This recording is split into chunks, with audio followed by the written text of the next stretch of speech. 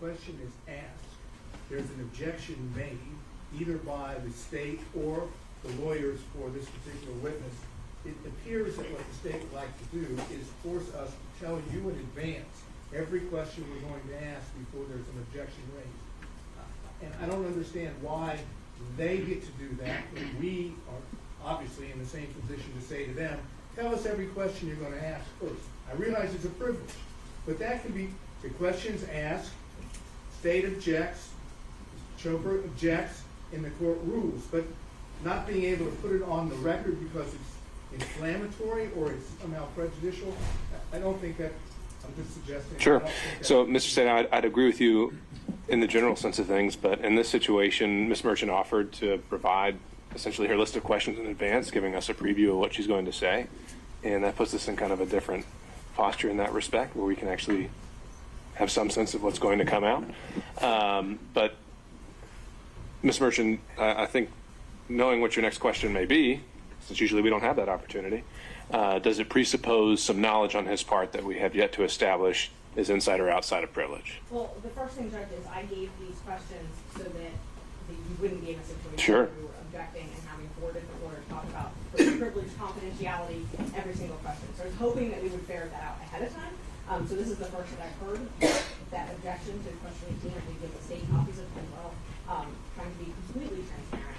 I also, I have to establish that his information, there have been statements in this court that I lied, multiple statements yesterday. I can't even tell you how many times that was said under oath yesterday, and that I did not get this information, and so I have a right to Which I've already said we can do and we can go over, but and we've already started doing that. But the next question, as you plan to ask it, may presuppose again some information that he has that we need to determine whether it's inside or outside of privilege. Is that right? No. Well, I don't believe so. No. I mean, if we're going to talk about the privilege, I wanted to talk about it beforehand, which is why I gave all of these. I didn't know the state had objections on these questions to privilege.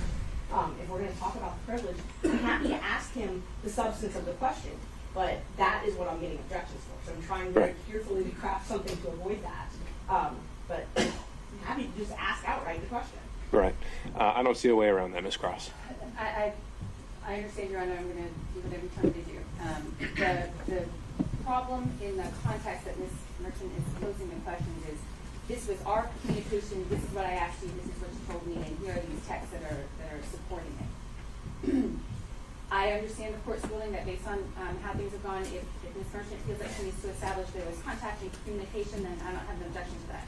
However, number one, the text message that exchange that Ms. Merchant gave me is apparently not complete. And so I don't know, without making her a witness, how the state can, we're entitled to, if you can refer to text messages, we're entitled to an accurate representation of what those are. Mr. Bradley's looking at his phone, and that's what he's got. He is under no obligation. Ms. Merchant provided this to us, and I appreciate it. But I can't tell as I'm sitting here to object to an incomplete or an inaccurate recitation if what she gave me isn't complete. So a couple things come to mind. One would be that anything the witness is referring to on the stand, counsel at any point has the right to inspect. And so if that's what you're asking for, Ms. Cross, then I think you have a right to do that if he decided to do that. The other is as I've seen it so far, I don't think these texts are coming in as substantive evidence, but more for impeachment, in which case extrinsic evidence would never be coming in to prove them up, and he either takes her answer or he doesn't. And that's how it works. So I don't see the foundation issue or the completeness issue really playing into it as it comes to impeachment. And Judge, they asked me for the relevant screenshots. I took them. He doesn't have an iPhone. I can't download the entire text message history. I told him they could go through my phone. Like, I'm hiding something. All right, Ms. Merchant. I think at this point, again, I don't see anything extravagant about the next question on his face. I think we need to deal with it as it goes, so you can proceed. I asked you where I could get an affidavit from about the affair, and you responded no, because you didn't think anybody would freely burn that bridge. Isn't that true? If you say so. I mean, I don't. You have your text if you need to refresh your memory.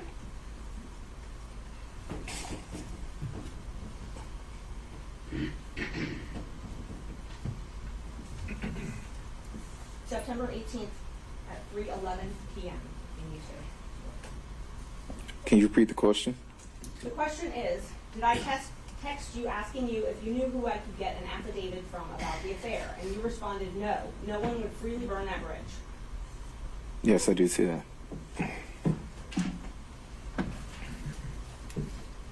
Then I asked you if Chris Campbell knew, correct?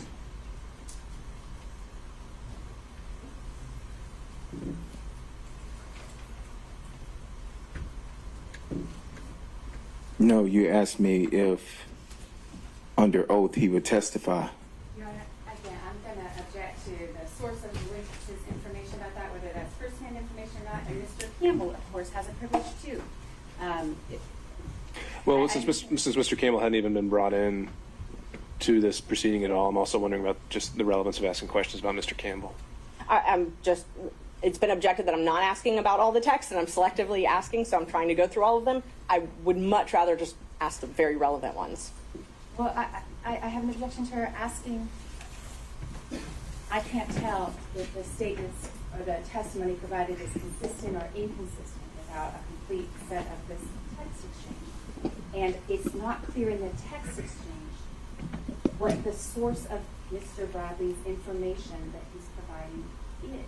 And so that is, I'm struggling, Sure. and I know everybody else And again, I think you're focusing more on the merits than the impeachment value, right? If the sole purpose this is coming in is under those grounds, then you being able to match them up word for word, I don't see that as being the necessary prerequisite.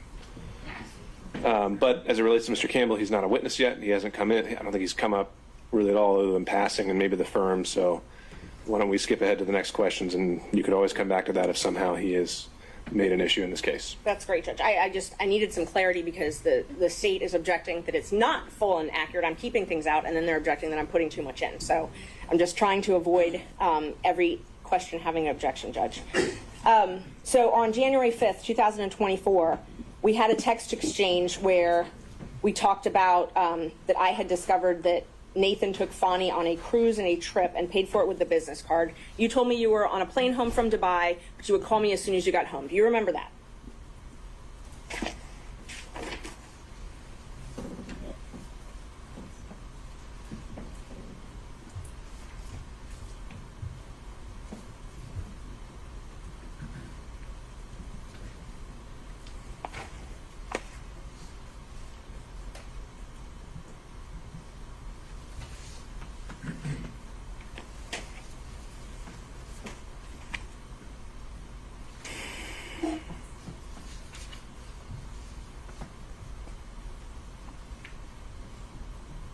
So what I have is a text message from you saying, oh my God, Nathan took Fani on a trip to Napa and paid for it with his firm. Okay, continue reading. And you said, is he that dumb? And I said, wow, I'm on a plane from Dubai, land at 3. We'll call you as soon as I land. So that is accurate. That's what you told me. That I will call you as soon as I land, and wow? Yes. Yes, that is accurate. And then you told me that you weren't surprised because they took many trips to Florida, Texas, and California.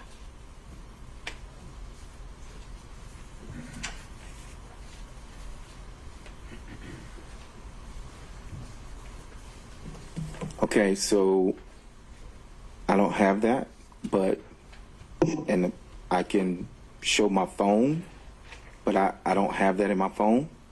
So the question is just, do you recall I do not recall. communicating that to me? I do not recall. All right. Do you recall telling me that it was when she had to move her daughter, a trip to California? I do not recall that. And Judge, may I approach the witness? You may. Thank you. It's in the packet I gave you. Oh, I see. See if that refreshes your memory.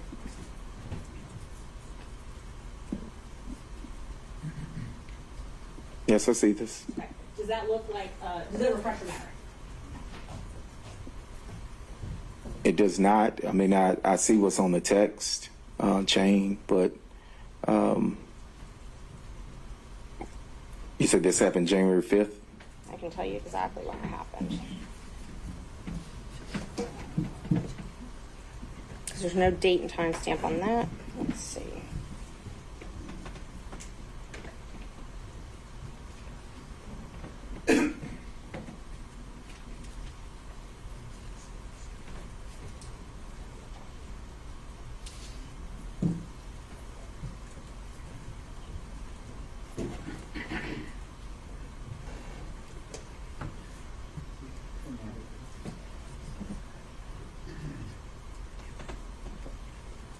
It was, let's see, it was.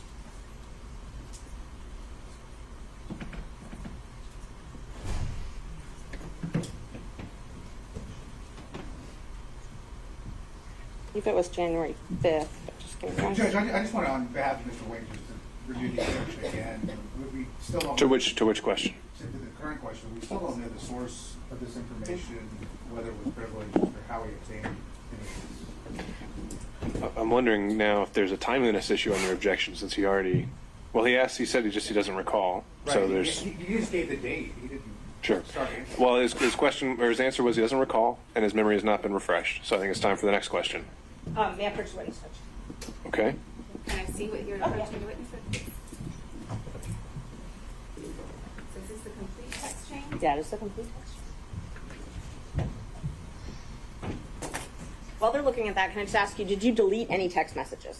I have several messages in the phone with you. I've never deleted. I mean, there are messages about family and my health and things like that. You asked me to be on some panel. Yes. And so I think it's complete, but Well, no, my question was, did you delete any no, text? I haven't deleted anything. Okay. I have not. And I offered them to look through my phone earlier if they are welcome to. You never provided it to us. I said you The physical had it. phone, you never provided it to us. It's the only phone I have, Judge. Yeah. I understand, and I don't want to keep popping up, but my concern, of course, is that these exchanges are just two lawyers gossiping about information. And I'm concerned about it coming into the record in this way. I understand impeachment is a thing, but if we could do it in a way that the substance of this gossip is not, that part is not impeaching, the contact is impeaching. So I don't think we've gotten to that point quite yet, Ms. Cross, but you can renew your objection if you think we have. So right now, the sole thing that Ms. Merchant is trying to do is hand him an object to refresh his recollection again. So we'll see where we get with that. And I don't have any way to download it. It doesn't have my- May I- one- Mr. Seda. The court is a trier of fact. You're going to be able to determine whether something that has come in, if you choose to, is hearsay, whether it's admissible, whether it's relevant, whether it's impeachment.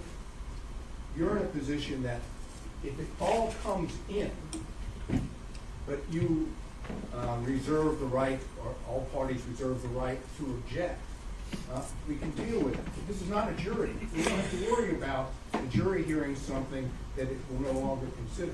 All we're doing now, with all due respect, and I understand there's a process, the state doesn't want something to be heard. I object to that. They've repeatedly attempted to stop questioning. Your Honor can hear it all and then decide what is and is not relevant or admissible.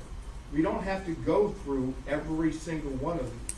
The only time you have to go through this is if it is in fact a communication, and it's a privileged communication, and an argument has to be made at that point as to whether or not it should be elicited or it is subject to being stated in open court. Otherwise, all of this could come to the court, and the court can then decide how it wants to treat it. That's All right. I appreciate that, Mr. Sadon. I think it's certainly accurate that we could have an approach where if it's a close toss-up on an evidentiary question, we can have it all come in and sort it out later on the record.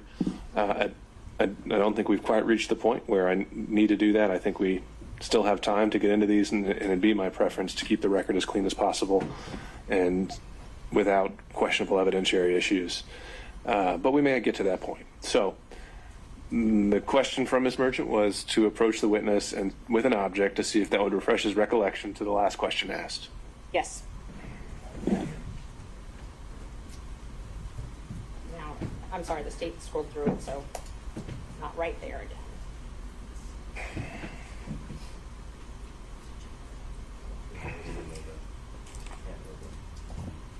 No, I mean like it was on the screen.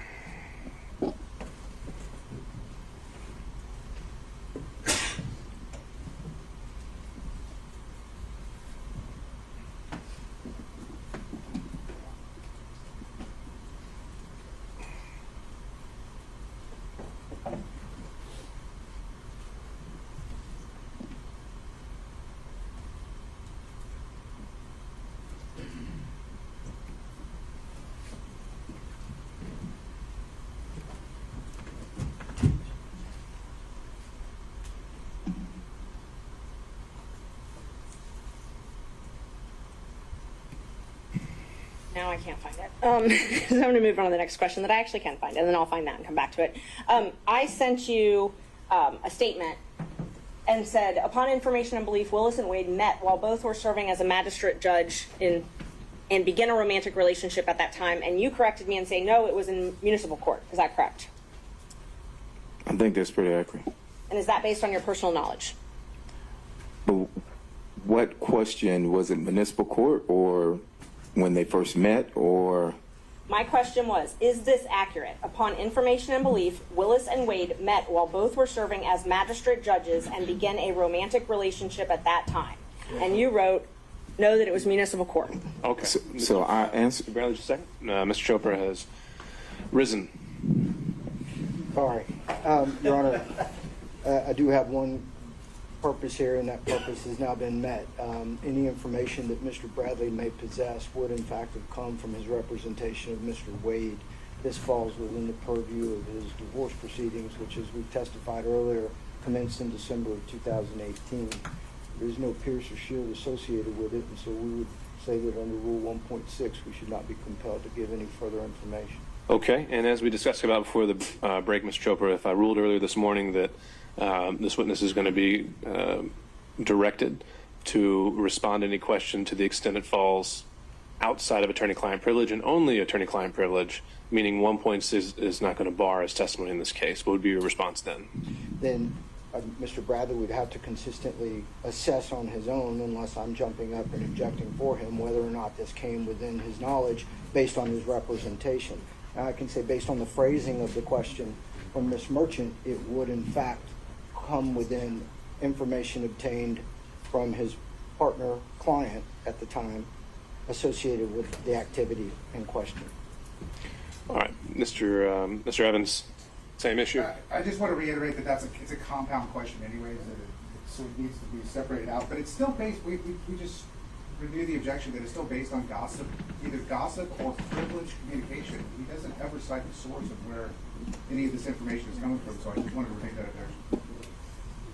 Okay. Judge, as far as privilege, any privilege objection, it's been waived, particularly for this issue because Mr. Wade He did testify on this subject. testified on this subject. Well, he didn't testify as a communication with his attorney about any subject. He testified factually about what trips he took and events that occurred. He didn't testify, to my recollection, about any communication with his attorney. But he testified about the subject matter of the question that was just asked, which was when apparently they first met. Furthermore, Judge, my client wasn't privy to that testimony. We have been under subpoena and therefore under the rules, so we do not know what was or was not Sure. testified to. Everything he says would be a violation of that privilege unless we know specifically what all has been waived. Sure, unless I make a finding that there was an express waiver on behalf of the client. Yes. Per Right? question. Okay. And, Sure, got it. So All for right. this question particularly, Judge, we would ask that you find that there has been a waiver of the attorney-client privilege because Mr. Wade testified to something directly different than what this witness, we believe, has Okay. knowledge Ms. of. Cross? Yeah, so Mr. Wade testified as to when they met. That is not the entire substance of the text message that Ms. And began a romantic relationship. Yes. He did not testify that they Okay. were serving as magistrate judges when they began a romantic relationship. All And right. he testified differently. Okay, Ms. Merchant, I think you're going to need to establish whether this witness ever gained that knowledge independently or during the course of a attorney-client relationship. Did you have any, thinking back to the source of your knowledge, and let me just, before I do that, let me remind you of what is covered by attorney-client privilege. It's communications that relate to matters in which legal advice is sought, and communications that have been maintained in confidence, and no exceptions to the privilege. So it's communications that are in furtherance of legal advice. Your knowledge that their affair began, that their romantic relationship, began while they were both serving as municipal court judges. Is that from your personal information, your personal knowledge, or is that from? I'm going to overrule that objection, Mr. Chopra. He can answer that question. State that question again. Your knowledge, Is any knowledge, if any, if any knowledge, of Nathan Wade and Fani Willis's relationship, romantic relationship beginning while they were both serving as judges, is any knowledge that you have from your own personal knowledge or something that was told to you in furtherance of legal advice? I have no personal knowledge of when it actually happened. I was not there. I do not have any personal knowledge, so Okay.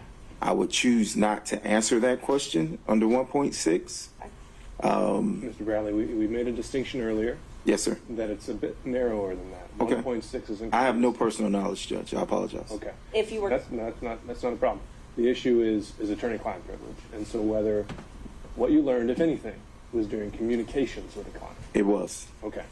Ms. Merchant. And was it that any knowledge that you had as to the truth of that statement, was it told to you in furtherance of legal advice? I'm going to object to it. If that statement is true. That's how I- And the witness has already testified he has no personal knowledge about that. So whether he represented at one point it was true or not true, he has no personal knowledge about that, so could not testify. Prior inconsistent statement, Judge. Do it all the time. That is what the state It's does not a regularly. statement. They bring in, if it's a prior inconsistent statement of another witness, Judge. Mr. Wade Which other testified. witness? I'm Okay. sorry. Okay, Mr. Wade testified. That their relationship did not start. But you can't impeach him with a prior inconsistent statement that's privileged. And so No, but we're it's- still, we haven't gotten over the privilege hurdle. The You said- privilege hurdle we've gotten over with fraud on this instance. Well, that's the first time you used that word. So if you want to make the argument of why that applies, you can do that now. Yes, Judge, the crime fraud exception, it applies because of the crime fraud exception. Which crime and or fraud was committed here? So there's a couple different things, and I want to just address them both because he's raised 1.6 and also raised attorney-client privilege. For the crime fraud exception says the privilege doesn't apply if it's if the existence of it, essentially if he has to keep something secret to allow a fraud upon the court to continue. So we've got that. We've also got No, it has to, the legal communications have to have done in furtherance of a crime or fraud. How has that been established? And what crime or fraud are we talking about? We're talking about perjury, lying to the court. In the affidavit filed last month. Yes. And so what have you done to link the communications that he made maybe, I don't know, years ago to the affidavit filed last month? The communications he made years ago, it's proof of the affidavit being incorrect, being false. He's given It a may prior be, inconsistent but statement. the legal communication has to be in furtherance of a crime or fraud. Right, but he also can't protect. So, and I think it's more under. But if he had no idea, an affidavit wasn't even going to need to be filed until a month ago. Right. And these communications and everything happened well before that. How is anything that they communicated in furtherance of that affidavit that they didn't even know would have to be filed one day? it's been waived. That part's been waived because he filed the affidavit. So you can't file something that's false and then your lawyer know that it's false and then say, oh well, privilege, my lawyer can't correct that. When he waives the privilege, and he waived the privilege, he testified about this yesterday. Okay, Ms. Cross. I don't think that's even close to an accurate representation of what the law in this area is. And beyond the real kind of throwing out fraud and this and crimes, which what you have, Your Honor, is a conflict in the evidence at this point. I know which way the weight of the evidence appears to me that that's going to be for the court to judge. But a conflict in the evidence, that is not a crime. That is not a fraud. That is not perjury. That's a conflict in the evidence for the court to decide. So I agree with you there that you would have to first establish a crime or fraud occurred by a preponderance. Got it. And anything else? Just that she can't, under the guise of impeachment of this witness, number one, establish that. Number two, the witness has already said he doesn't have any personal knowledge of that. And there is the kind of specificity that is required to lay the predicate for a crime fraud exception to the attorney-client privilege is nowhere close to being met here. Okay. Anyone else want to be heard? Mr. Sadow. Yes, Your Honor. This is what I said to the court earlier. This is not crime fraud. The scenario in the case I said, you want me to cite it for the record? Go for it. Okay. It's Owens Corning Fiberglass Corporation versus American Centennial Insurance Company et al. And it is 660 Northeast 2nd, 812, out of the state of Ohio, Lucas County, Court of Common Pleas of Ohio. And it references, I'll make sure I get the right page here.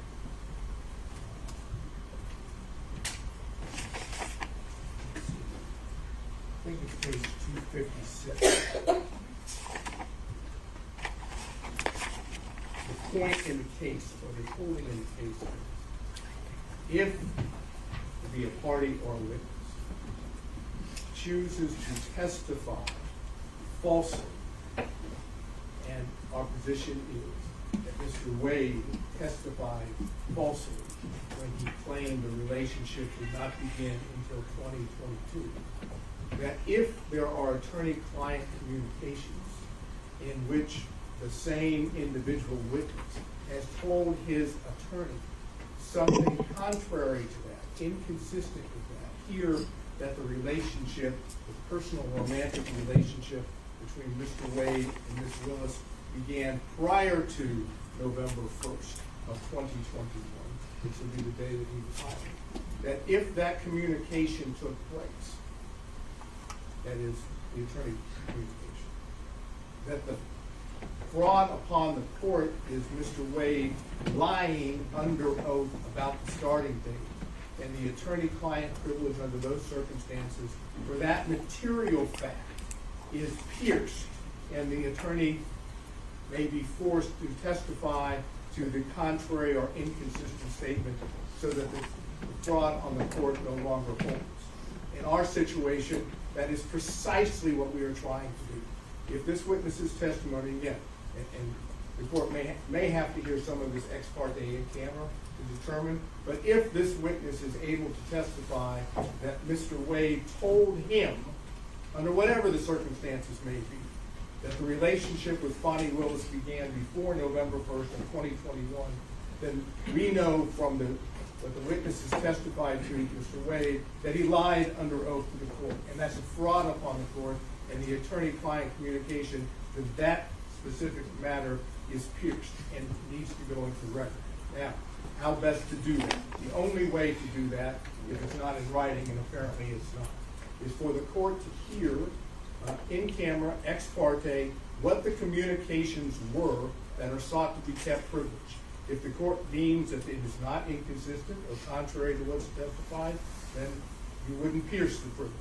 If, on the other hand, this witness honestly, that is, now we're talking about Mr. Bradley, actually testifies to what he has told in text messages to Ms. Merchant on behalf of Mr. Roman, that he absolutely knows that the relationship started before November 1st of 2021, then he's testifying that his client took the stand and lied under oath and therefore did a fraud upon the court. So Okay. my request is, in this regard, the court's going to have to hear from counsel, and from, that is, counsel from Mr. Bradley, and from Mr. Bradley to determine whether or not he actually said what he said to Ms. Merchant, and whether or not it was based on communications, whenever it took place, with Mr. Wood.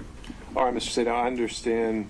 Thank you for clarifying your argument there. So I understand this fraud upon the cart theory, and what I'd been going back and forth with Ms. Merchant on earlier was that, as I understood, crime fraud applied in Georgia was that the communications had to have been in furtherance of a crime. And to me, that presupposes the existence of a crime at the time, or the forming of one at the time of the communications. The theory you're putting forward is one where we go back in time and can reopen that box because it's now become relevant for something completely, potentially unconnected to the communications whatsoever.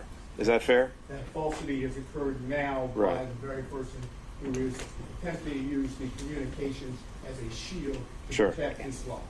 Okay.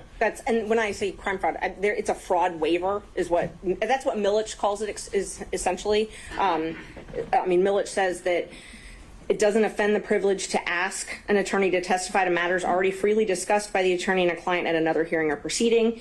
Allowing a client to selectively waive and reassert the privilege as tactics suggests that the client is using the privilege as a sword and not merely a shield. Sure. So I think it was quite explicit that Mr. Wade never waived anything regarding to communications between him and Mr. Bradley. He was willing to discuss the subject matter, but he was never willing to get into communications that occurred between him and Mr. Bradley. So as to Mr. Sadow's point of this fraud upon the court theory, my question is going to be, has that ever been applied in Georgia? And the answer to that is, it's not appears to have been applied in Georgia. I cannot find a case in which it has been applied. The cases that I have, the case that I gave you plus the cases cited in there, are the only thing I've been able to locate. Although I think that the bar rules, if we're going to go back to those, and I don't have them in front of me, that a lawyer should not allow his client to commit a fraud upon the court. Okay. And I think that, along with this, gives the court the discretion to do that. And the only way to make the record, even if the court suggests that this is the law that the court should apply, but even if the court disagrees, there's no way for there to be a record about it unless Your Honor does it ex parte in camera to determine the nature of the privilege, which of course Your Honor knows from earlier days, is how judges can do it with the Fifth Amendment privilege. They can do it with any privilege as long as it's ex parte in camera. So what I'm asking the court to do, because when I get up, I'm going to ask the director. I'm not going to go through this, what's going on now, to find out whether or not Mr. Wade has ever told Mr. Bradley, in his capacity as his attorney or otherwise, that the relationship started earlier than what Mr. Wade testified to. All right, understood. So the big takeaway I'm hearing from that, Mr. Sadow, is that once again, we're hearing the words a matter of first impression here, and noted. Mr. Gillen. Yeah, very quickly, Your Honor. Number one, he apparently, now he's claiming a privilege, which he certainly did not assert when he was communicating a text with Ms. Virtue. Sure, but do we have any indication Mr. Wade waived it and allowed him to communicate by that text? We know what he did. We know what he did. So how's that an implied waiver? And I would assume that as the attorney, that he would know whether or not he should protect a communication. That's a pretty big assumption, right?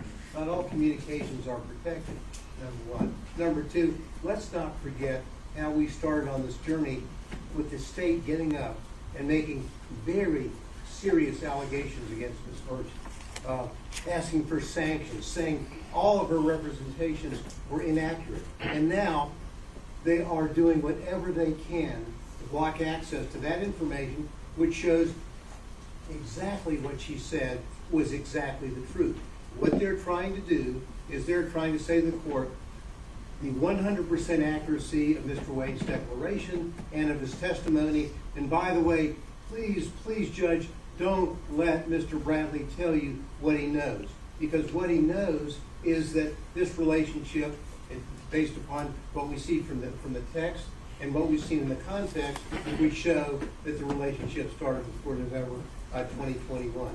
So I think we have a waiver issue, and parenthetically on the issue of crime fraud, Your Honor, the issue about crime fraud is whether or not in any context the communication would be not in furtherance of a crime at that time, but it could be for any particular crime committed by the client in the future as well. It doesn't have to be something that's being committed at the time.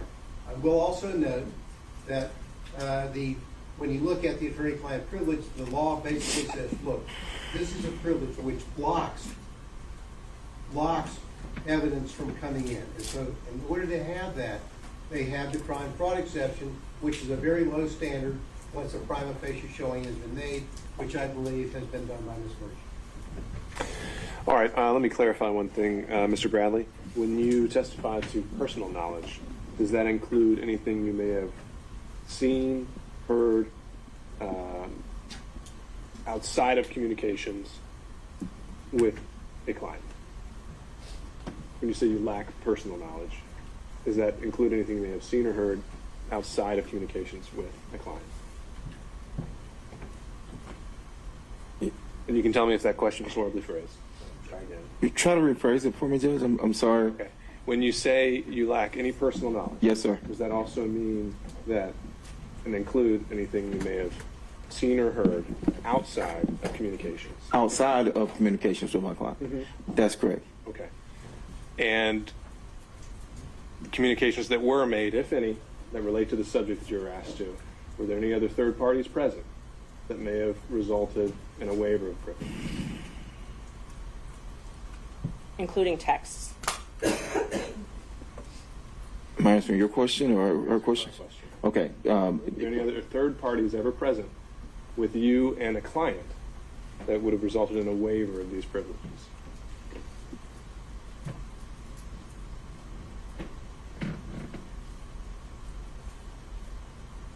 No, Judge. I can't recall anybody being present. I mean, we ran an office. We had people around our office, but no, I can't say that there were other people present. All right. And did you ever receive any kind of a waiver from your client at any point? I have not received a waiver. And anything that you learned regarding the subject matter at all, if anything, was it in the course of legal advice, of receiving or giving legal advice?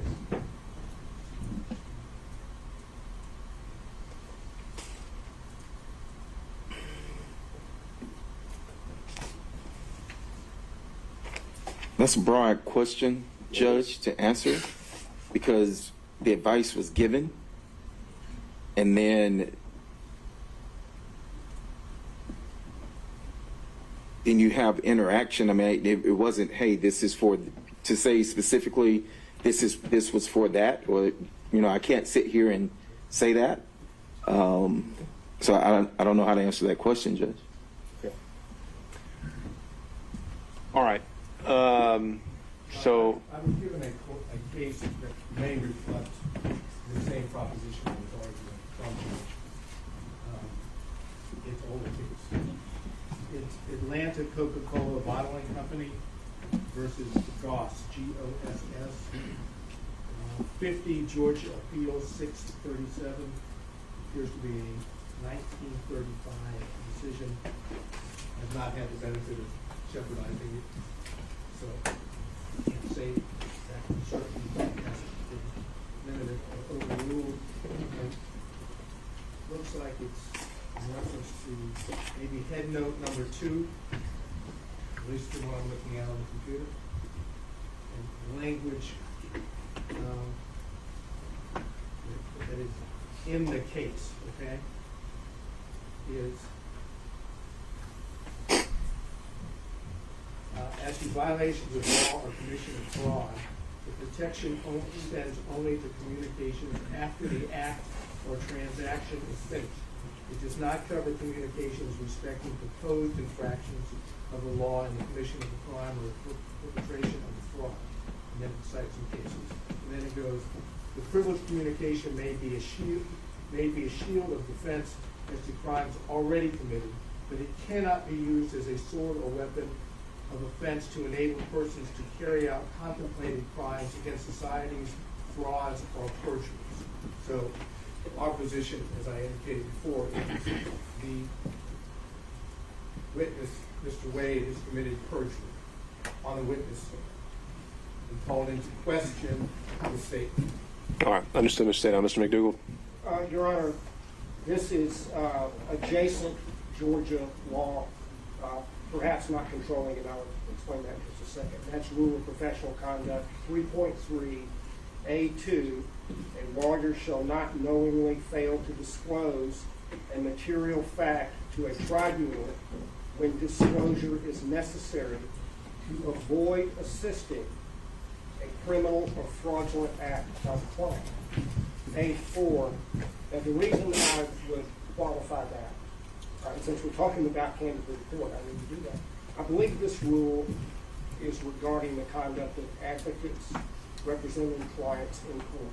It might not govern or control the situation where the lawyer has been put on the stand, but it's adjacent to the point Mr. Sayal made earlier. All right, fair point. Okay, Ms. Troop, anything you want to address on that? Briefly, Judge, and clearly there's a lot of smarts in this room, but this whole thing is a deductive fallacy. It is suggested that the truth of the conclusion of the argument necessarily follows from the truth of the premises given, when in fact the conclusion does not necessarily follow the premises. They're, called him a perjurist. He has officially succeeded in saying the thing itself is true, therefore we must ask these other questions. And Judge, it's a fallacy. It does not exist as such, and the privilege should still apply. All right.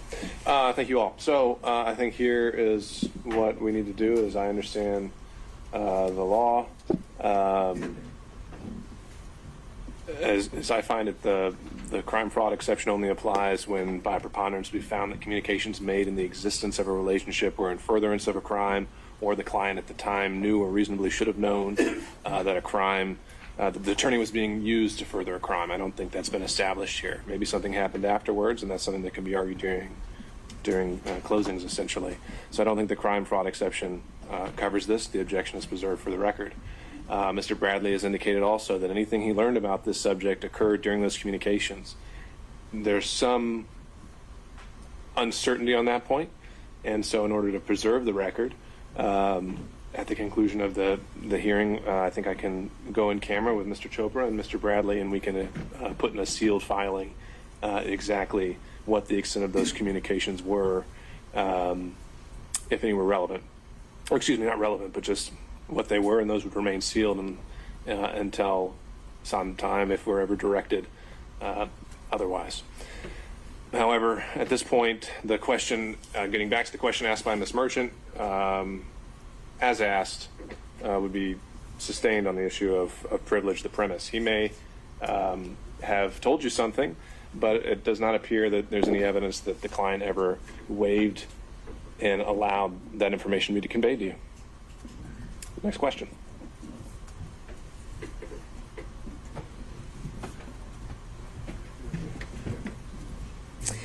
Thank you, Judge. All right, let's see. So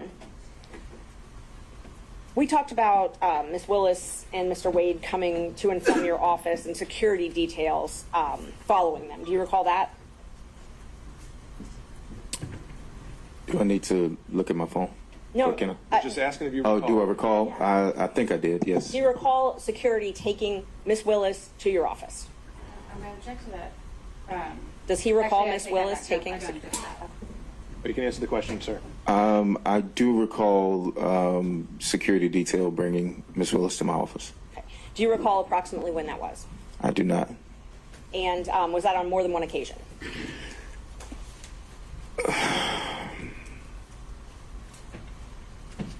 I remember 2 occasions. Okay. Yes. Can you tell me about those? I can't remember when they were. Were they before she became DA? So I don't know if she had security detail before she became DA. So, I mean, if she was sworn in, or I don't remember the dates, but I do remember.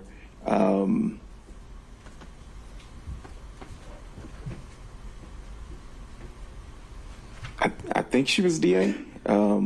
Maybe during her transition team period? Was that? No, it wasn't. Trying to remember.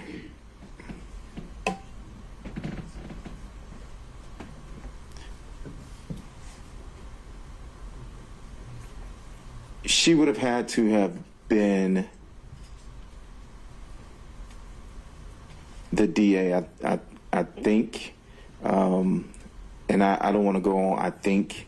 But I do remember twice her coming to our office, correct?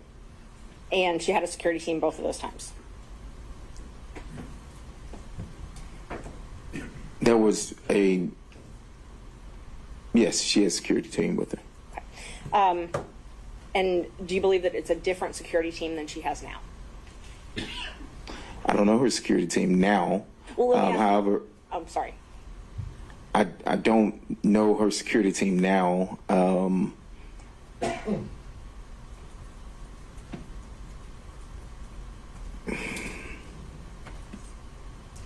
I don't know her security team now. Do you remember telling me that it changed at some point, her security team?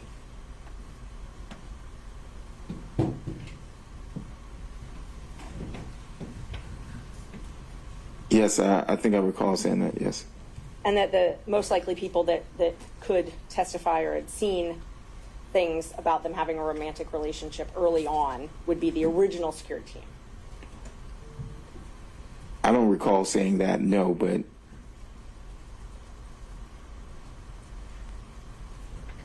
Do you recall talking to me about other people that might have known about their romantic relationship?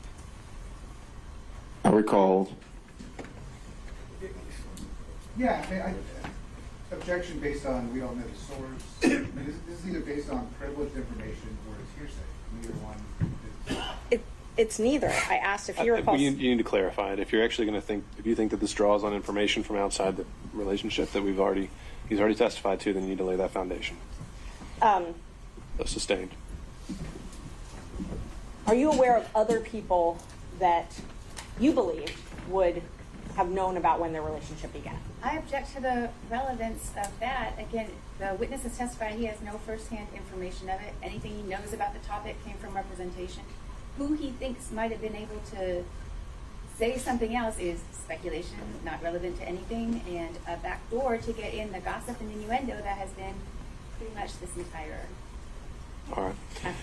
Okay, Ms. Merchant, I think we're getting to the point where, you know, the reason I thought this line of questioning was appropriate was to rebut certain inferences about why we were here in the first place. Right. But to go into it at the granular level, I'm not as wild about. So if maybe you can ask more overarching questions, and if you have anything else you think that's relevant, then you can get to those as well. Isn't it true that I gave you a copy of the motion to disqualify in this case? I emailed it to you, and you read it, reviewed it, and emailed me back that everything in it was accurate, to your knowledge. You emailed me, and Objection. Okay. All right. So there are things contained within that, Ms. Merchant, which he has now said fell within the privilege and that he did not have the ability to waive. Okay. So I think that's where we have to leave it there. And I believe I still have to ask the questions, and then if he wants to assert the privilege. Well, I think he's pretty much already established the privilege, and the objection has been made, and I think it's a valid one at this point based on the record. So the answer was he did acknowledge that you sent him the motion, and I think we leave it at that. Let's see.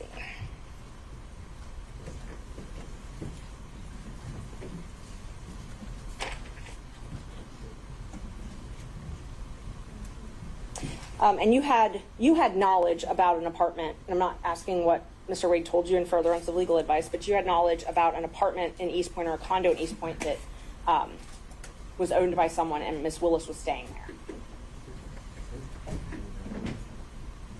Judge, privilege. I think in the way the question's phrased, she qualified that. So I did not have knowledge. You did not have knowledge. I did not have personal knowledge at all.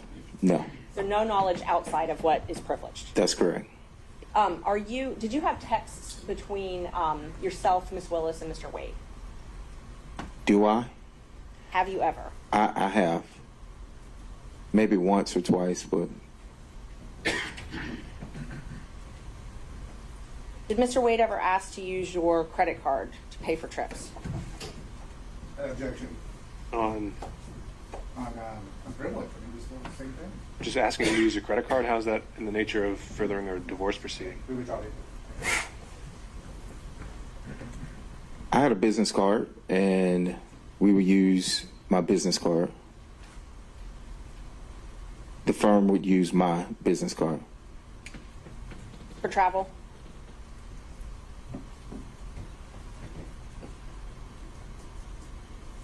Are you asking if I use my business card for travel? Would Mr. Wade use your business card for travel?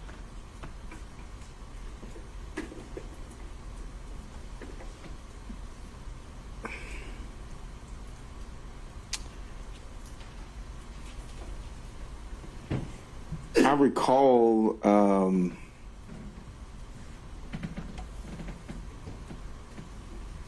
I recall a trip, but I don't know if that trip has anything to do with this case.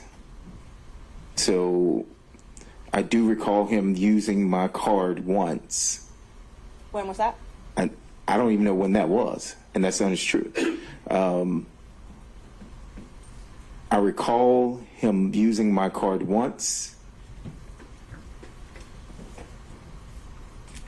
but I cannot remember what that was for. I do remember it was a trip, but I cannot accurately state, where it was and who it was with or anything like that. And he paid you back for that trip in cash? I can't remember how he paid. I think it was. I mean, I'm not certain if it was cash or a check. We routinely would use my card for filings, for paper, for whatever stuff with the office. But this And is- so, oh, I'm sorry. We're done. Sorry. and so he would, whether he paid me back in cash or whether he wrote a check, it was paid back to the business card. But this was the only time he had used it for travel.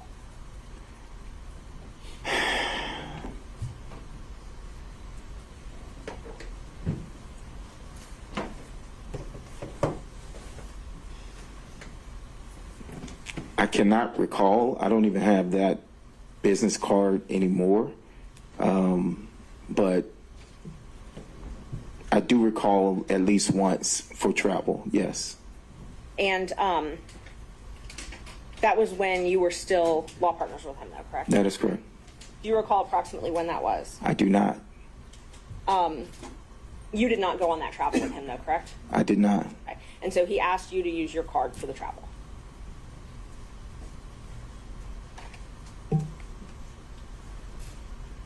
Yes, I mean, I'm assuming. I mean, we would use the card for firm stuff, and so it was a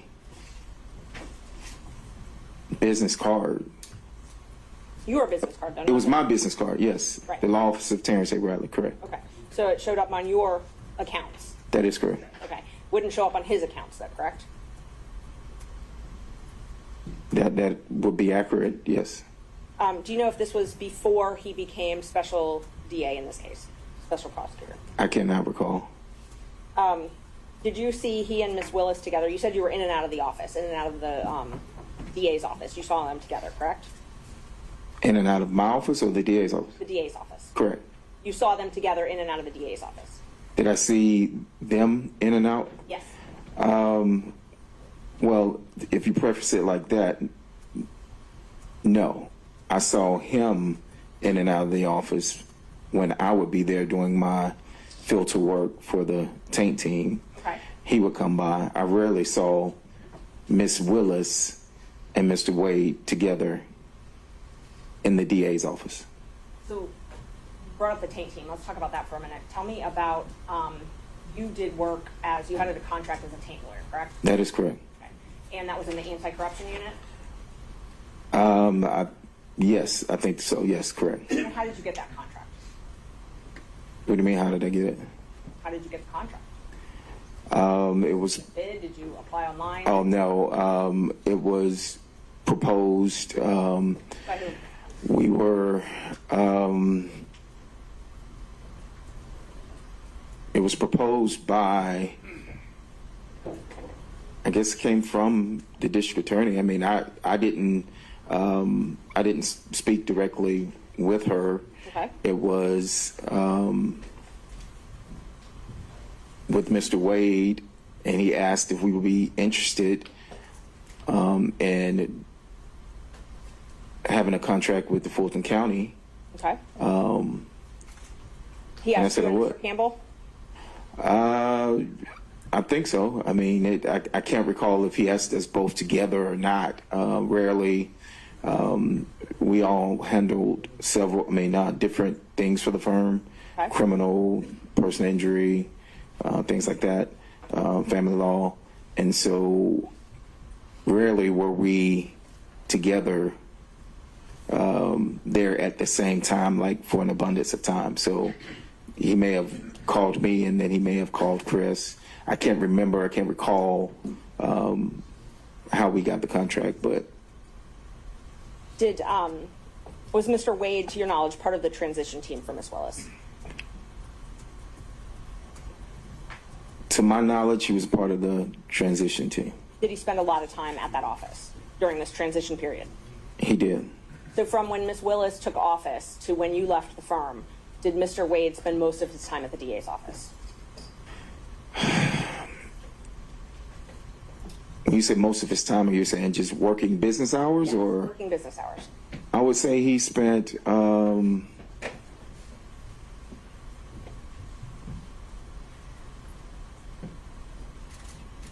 I would probably say he spent majority of time. If you say over 51%, I would say yes, he spent over 51% of his time. Okay. And that was the entire time from when she took office to when you left the firm? I can't say that that was the entire time, but yes, it was majority of, it was I mean, I can't pinpoint specifically when the time that he would spend. I think if my memory serves correctly, getting to the majority of the time, it would have been whenever he started with this, maybe. As a special prosecutor? When you say majority of the time. Right. Okay, so let's talk about the time before he became special prosecutor. Did he spend a lot of time at the DA's office then? He spent time. I mean, it depends on what you say is a lot. He spent time at the DA's office, correct. And so, just so we're clear, you were hired first on January 25th. Both you and Mr. Campbell were law partners, and you were both hired by the DA January 25th, 2021. Is that correct? Repeat the question, I'm sorry. You and Mr. Campbell, yes, both were hired on a contract basis by DA Willis January 25th, 2021, correct? Which contract are you talking about? The first one, the taint contract. Not the first appearance contract, the taint contract. Well, you said the first one, and the taint contract wasn't the first contract, and so... Okay, so what was the first contract?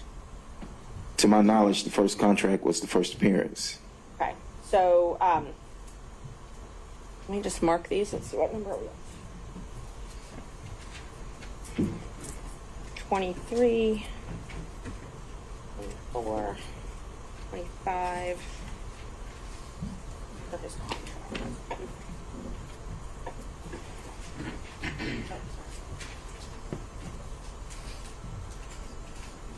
Judge, when they're done reviewing these contracts.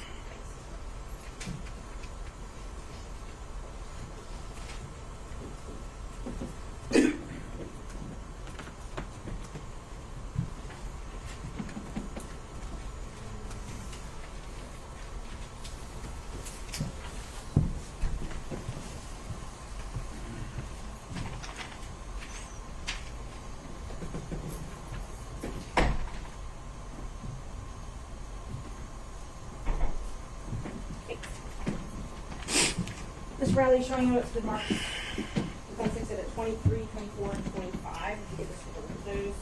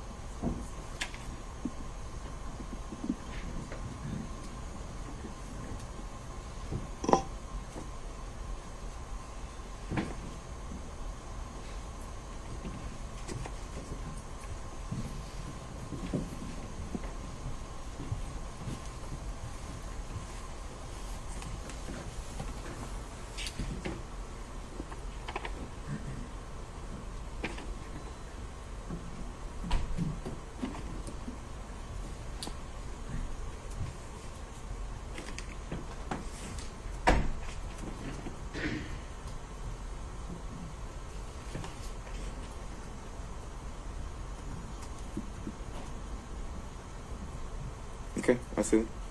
So on now that you've reviewed those, is it true that on January 25th, 2021, you got your first contract as a taint lawyer? As a taint lawyer, yes, I see the date on that as a taint lawyer, but I'm also looking at this contract here for first appearance, and there must have been, I don't have it before me, but there must have been a contract before this. Okay, so you think there's a fourth contract? I can't say that there is or isn't. What I do know is that we did first appearance during COVID, and it was before 2021. So I don't know, you know, if I had a written contract at that particular time or anything, but I do know, I think that you could look at the recordings because everything was recorded at that time as to when the first appearance contract started and the taint contract started. So when the three of you were partners, you had at least 2 contracts to do taint work, which is filter work, and then at least 2 contracts to do first appearance work, pretty much throughout that entire 2 years, right? Well, it renewed. So, it just renewed. So yes, if it was the same contract, but it was a renewal of the contract. So how did you, and you said you got these contracts through, Ms. Willis gave them to you, but it was through her knowing Mr. Wade, correct?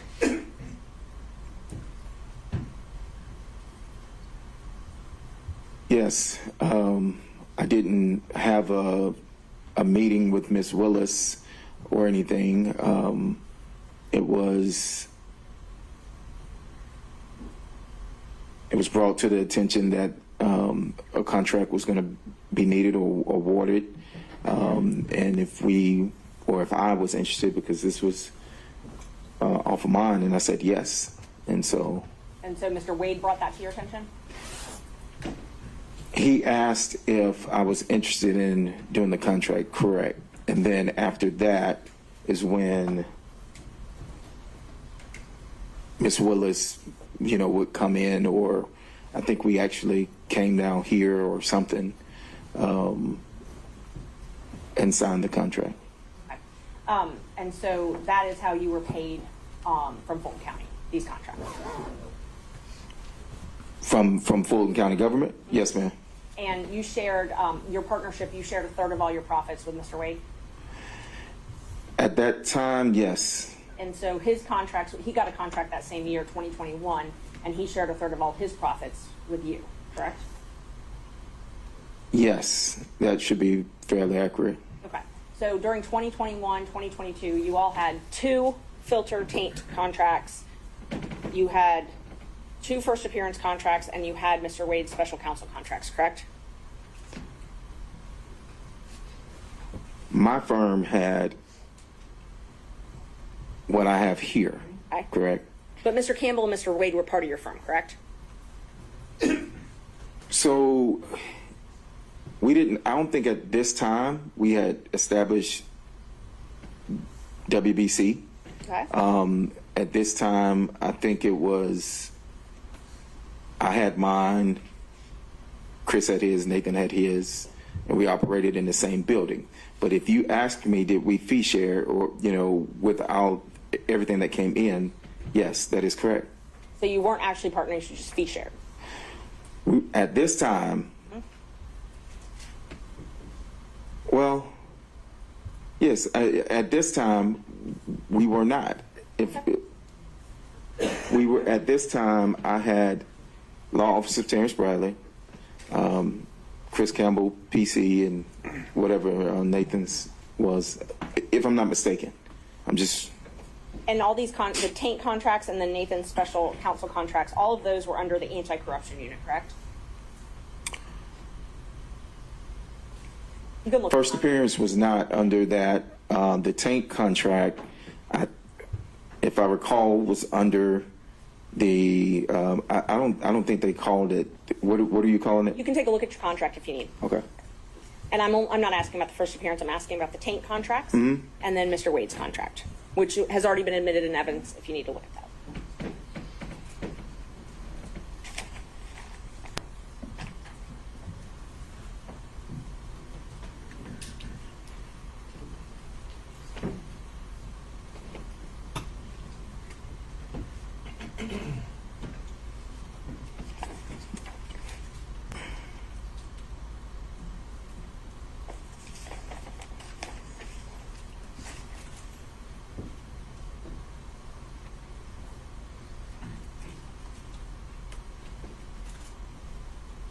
Let me know when you're done reviewing. Well, I see on the first page where it says taint attorney, and I'm trying to go through and I see where it continues says taint attorney, but it always says Fulton County District Attorney's Office. Your question was specific as to the anti-corruption unit, and I'm looking for the verbiage of anti-corruption unit, so I apologize. Oh, no, take your time.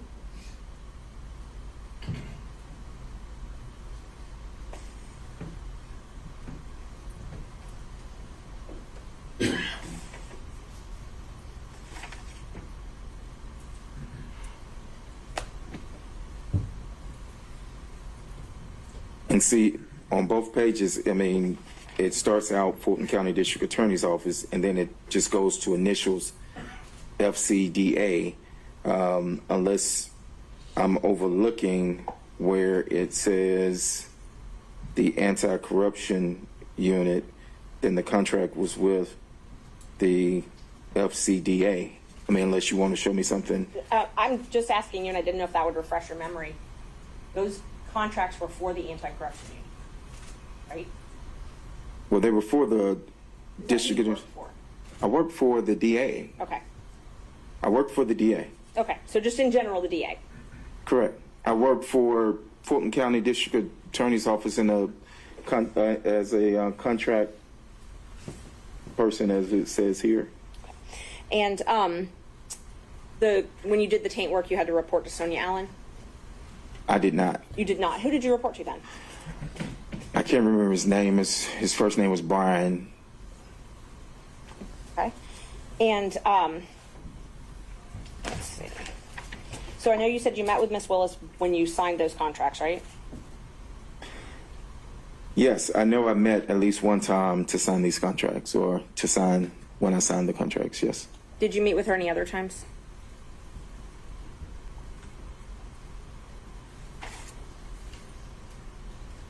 I did not personally meet with Ms. Willis any other time. When you say meet with, what do you mean meet with? Talk with her, meet with her. I mean, I would see Ms. Willis in passing if I'm walking through the office and something like that. But no, I didn't have any meetings with Ms. Willis. Okay, so the only times you met with her were when you signed those contracts. Clarify meet with. I mean, not. Sat down and had a conversation with her. I signed these contracts, so when I signed these, I met with her. To say that I sat down and spoke with Ms. Willis, are you saying in life, and you saying during this time? What are you asking me? I mean, if it's voluminous, I can narrow down the times, but I wasn't in. Ms. Merchant, I haven't really heard a point in a while. Can we get along to something, Yes, or we're going to have to wrap it up? So I had one more question about your text. Have you ever been in any group text with anybody other than, with me, and somebody other than Mr. Chopra and Mr. Merchant? You're going to narrow that down. I'm sure it's many I can look at my phone. So with him, if there had been any other texts, and I think that the state had some thing in rebuttal they mentioned. So I was just trying to clean that up before it got there. Can you try the question one more time for me? Yeah. Isn't it true that the only texts that you and I have ever had have been between me, you and Mr. Chopra, or me, you and John Merchant, correct? Can I look at my phone? Sure.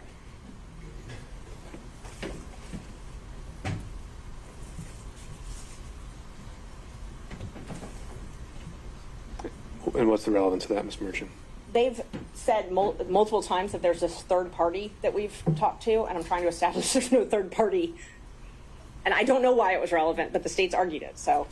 Well, if Ms. Merchant doesn't know why it's relevant, then maybe it might Okay. become relevant later, but right now. Ms. Merchant, I think you've been able to show Okay. what maybe launched this and answer the state's initial claims, and so let's get back to the core of what we were here for this hearing. Do you have anything else relevant to ask this witness? Yes, just a few more questions. After it became known that you were placed under subpoena, did you get a call from Gabe Banks? I did. And was he trying to determine if you were going to be giving information in this case? I don't know what he was trying to determine. He stated that it was an odd. I had not spoken to Gabe in a while. We are colleagues. We are friends. We are in the same fraternity, Gabe and I. And when he called, it was out of the blue, but he did call. Yes, ma'am. Okay. And you relayed that to me as well, correct? I did. And then you also got a call from your best friend who was relaying a message to you from Mr. Wade, correct? No, I got a call saying that he got a call, not that a message that was supposed to be relayed to me. The call was, I'm going to check if there's a hearsay, the responsible call for hearsay. Thus far, it hasn't, but Sure. So here's the objection as to the contents of the call, Ms. Merchant. I believe the contents of the call were to remember your privilege. I took that as a threat. I think Mr. Bradley took it as a threat, and I think he would testify to that. And hasn't testified to it. And he also said there wasn't any message relayed by Mr. Wade or any other party. well, no, he didn't say it was by any Right, party. Mr. Wade. So assuming he did hear something from a party, what's the hearsay exception for that, Ms. Merchant? I believe that it was a threat, so it's a statement against interest.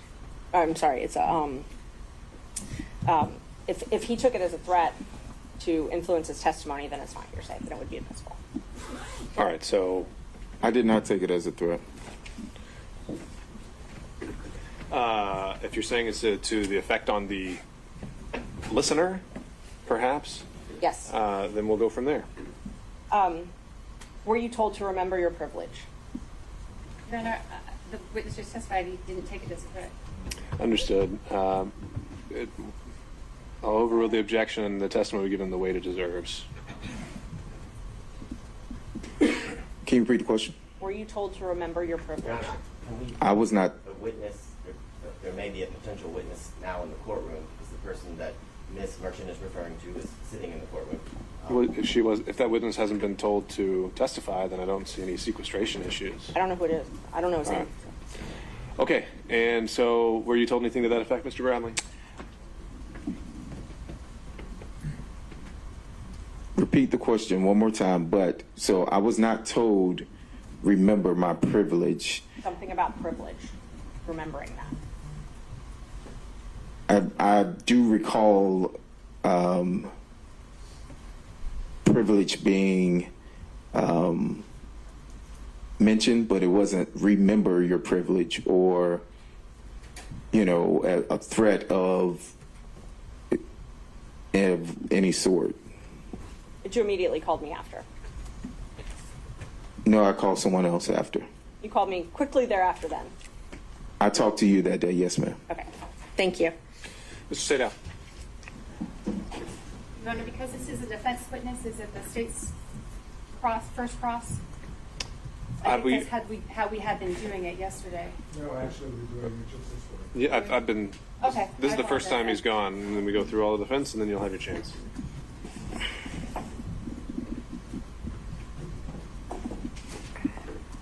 Some foundation questions to begin with, please. Your testimony as you began representing Mr. Wade as his attorney on what date or what approximate date? I didn't have an approximate date.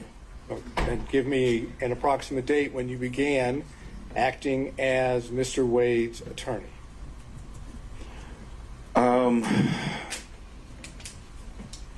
I would say it was, if I'm speculating. I really don't want you to speculate. I mean, you're the one that was the attorney, and Mr. Wade was the client. Correct. So give us the ballpark figure of when it was that you began acting as his attorney. Maybe 2017, 2018, I think, maybe. And the purpose for which you were retained? His divorce. So, according to you, from that time period, your communications with Mr. Wade with regard to the divorce or any matters related to the divorce, it's your position are confidential, are privileged, correct? Yes.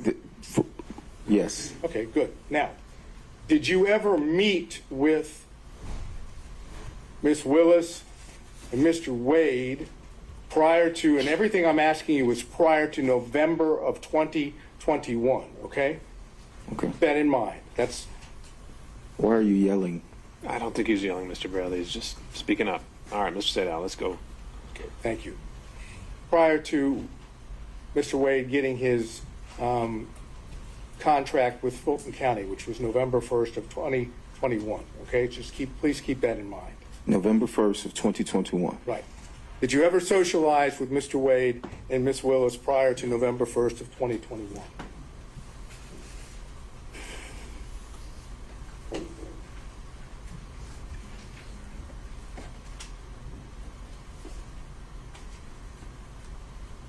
I've never socialized with Mr. Wade or Ms. Willis in any setting. If you're asking, have I ever met with them, then I would say yes. But when you say socialize, what do you mean socialize? Have you ever gone out to eat with both of them? Before 2021, I do not Or think November 1st of 2021? out to eat with both of them before.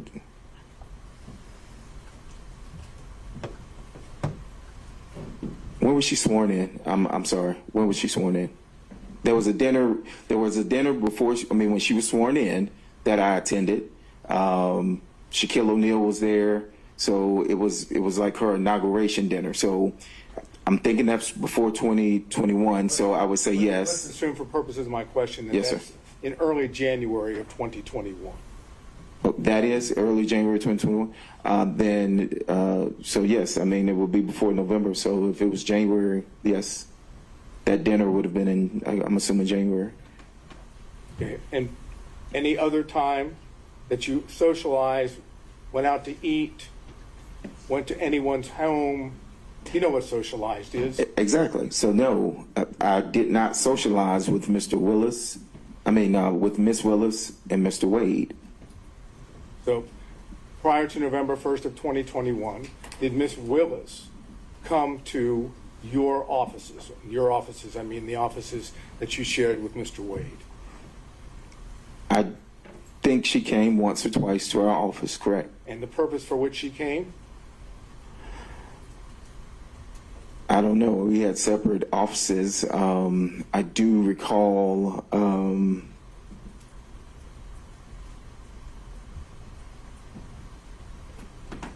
I do recall some type of meeting happening at our office, and I don't know what that was about. I wasn't a part of those meetings.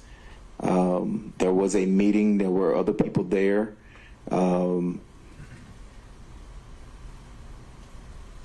There were other people from the, I want to say DA's office there, maybe. Okay. Let's go back to the basics.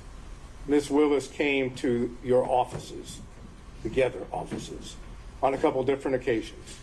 I recall Ms. Willis coming to my office at least twice.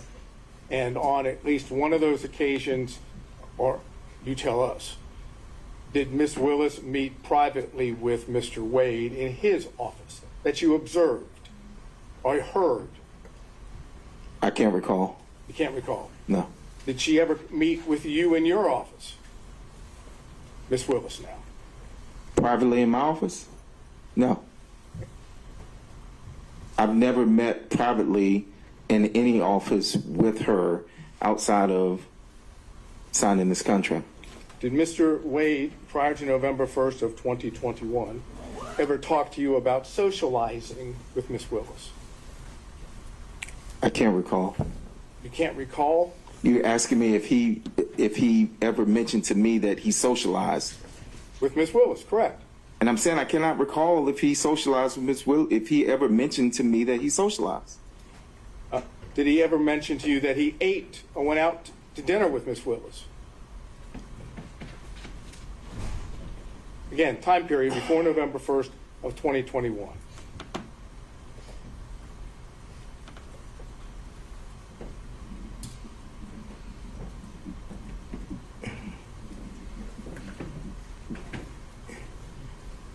did he, repeat your question? Mr. Wade ever tell you prior to November 1st of 2021 that he had socialized, gone out to eat, visited Miss Willis in anything other than a professional setting? I'm sure he did, maybe. I don't recall any specifics of any dinners, any specific places. I mean, it's been 3 years ago, the time frame, but I do not recall at this time whether or not he ever mentioned any dinners or socializing. Did Mr. Wade mention to you that he visited Miss Willis at Miss Willis's then current abode, which would have been a place, not her original house, but a place she was staying in the period of 2021 before November 1 of 2021? And his question is, did Mr. Wade ever tell you that he visited Miss Willis at her house? I don't think I can answer that. Yeah, the privilege based on communication with my client. All right. Mr. State, if you want to try and rephrase the question, you can, but otherwise that would be sustained. On both grounds or just on the privilege ground? Just, I didn't hear a second ground. It was a hearsay ground. Oh, that would be on privilege alone. Did you talk to Mr. Wade at all about his relationship with Miss Willis prior to November 1st of 2021? I think he's just laying a record, Mr. Wade. It's okay. And so on those same grounds, Mr. State Allen, all subsequent grounds, apparently the relationship with Miss Willis in any way is covered by privilege according to this witness. Well, I think the key words, respectfully, Your Honor, are according to this witness. So I'm trying to drill down to see if there are communications that are not within the privilege. Sure. I can. So then we need to acknowledge the privilege in the form of your question, right? You're asking me to ask it as in a way saying, are there any non-privileged? Essentially. Okay. Did you ever communicate with Mr. Wade prior to November 1st of 2021 about Miss Willis that was not privileged?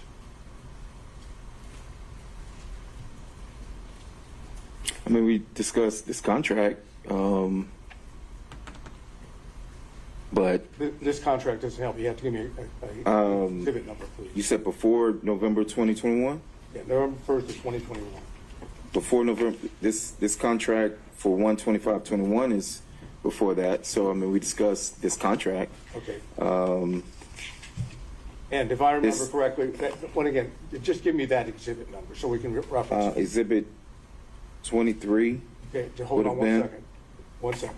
On Exhibit 23, did I understand you to say that it was Mr. Wade that effect brought you and Miss Willis together for the contract?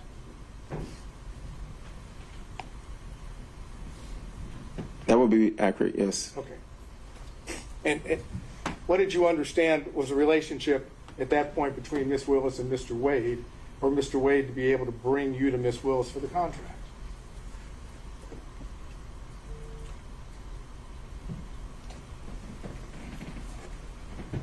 It's not a hard question. It's No, fairly I'm simple. just state that again.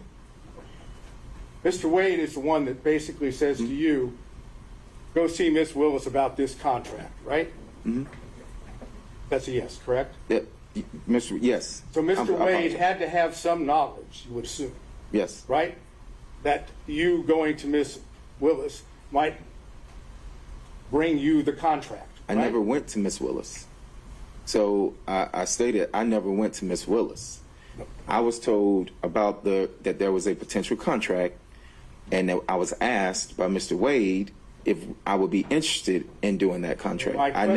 Okay, my question to you is, what was the basis that you understood Mr. Wade being able to potentially offer you that contract on Miss Willis's behalf? I'm going to object to that. That's a mischaracterization. Mr. Wade offered it to him. I think he said he expressed interest. And also, I don't see the relevance of this at all. So just in terms of relevance or phrasing, I'll overrule on those grounds.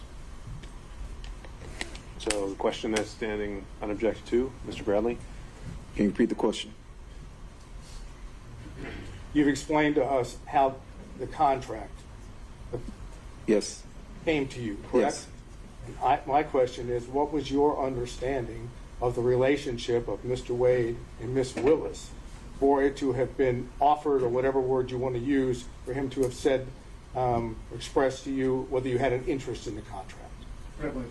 All right. Mr. Evans has invoked privilege on my question, so Mr. Sadao, I think you need to clarify whether Was it a privileged conversation that you had with Mr. Wade that let you know about the contract? or it was the relationship was the question you're focused on. Is the nature, no, I'm trying to do it in such a way, and I understand what the court said. Was the relationship that I asked you about just now between Mr. Wade and Ms. Willis that gave rise to the contract? Did you know about that relationship as a result of an attorney-client communication? No, I knew of that through whatever work they did together as municipal court judges. That's. And how did you know that? Who told you about the work that they did together as municipal court judges? Mr. Wade told me that they did work at some conference.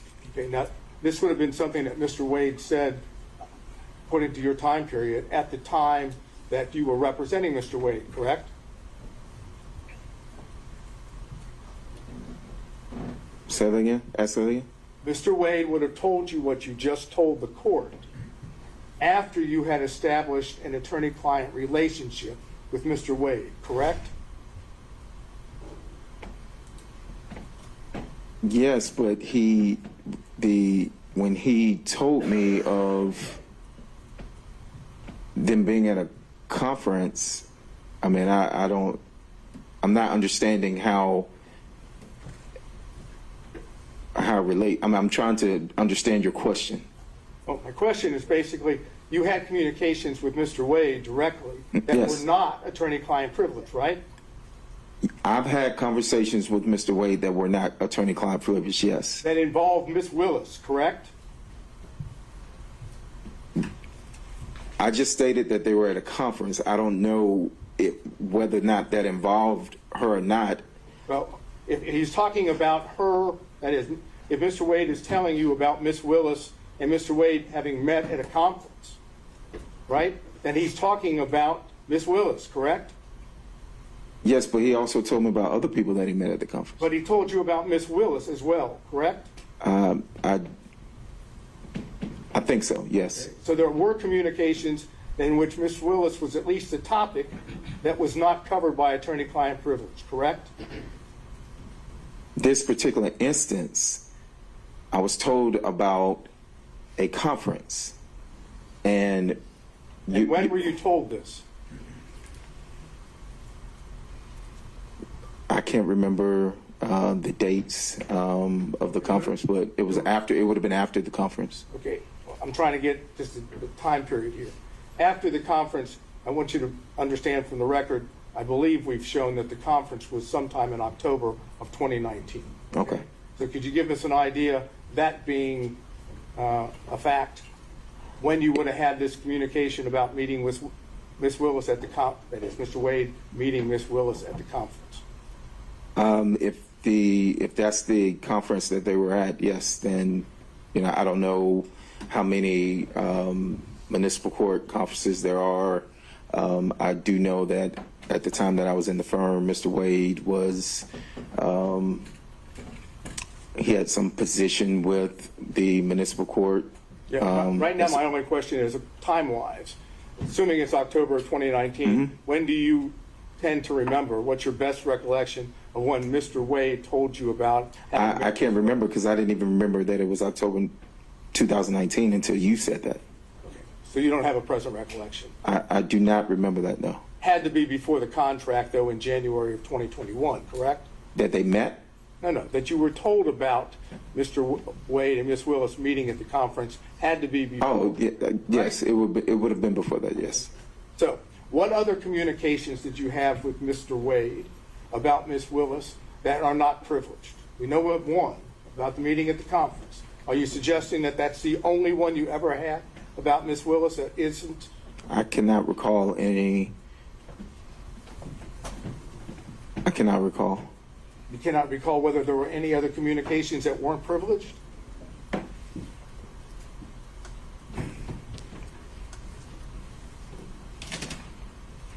No. I'll be specific, and I understand there's probably going to be objections, but I want the record to reflect. Did you have a conversation with Mr. Wade prior to November 1st of 2021 about Mr. Wade dating Ms. Willis? Mr. Wade has risen. An objection is sustained for the record. Excuse me, Mr. Evans. Say that again. You don't have to answer the question, Mr. Bradley. Next question, Mr. Sadon. Well, I understand it's been objected to and the court has sustained the objection. Can you tell us the circumstances in which, that is, under which Mr. Wade may have told you about dating? What I want to do is try to figure out if we can, you tell me if you want me, if I can do this. I'd like to know how the communications themselves took place, where they took place, how they took place, under what circumstance, whether he was at the time providing advice or seeking advice. Mm-hmm. So those are the basics. If I can ask as to all those, but if the court's going to sustain the objection to those, then I don't want to waste your time. And that's something I'll cover in camera. So I'll note the question and your question for the record, and I'll sustain the privilege objection to that. Okay. All of this prior to November 1st, 2021. Okay? I'm going to show you two text messages. I don't have a hard copy. Text message? This is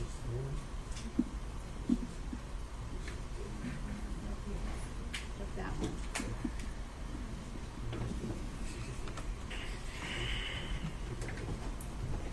That date. What do you think?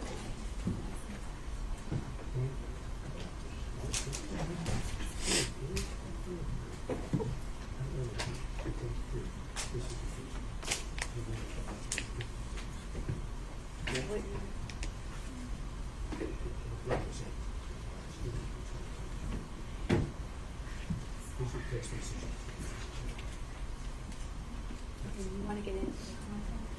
I'm going to set up a question.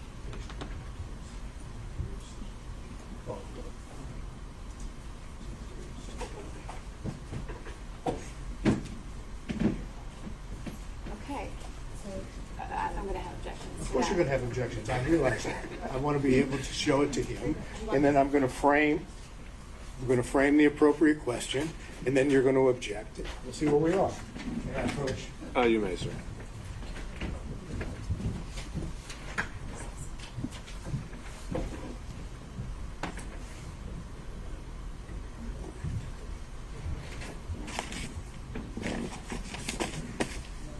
Look at this text message.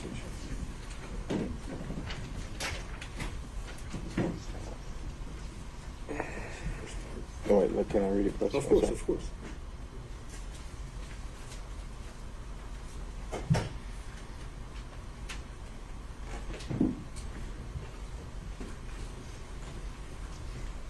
Okay.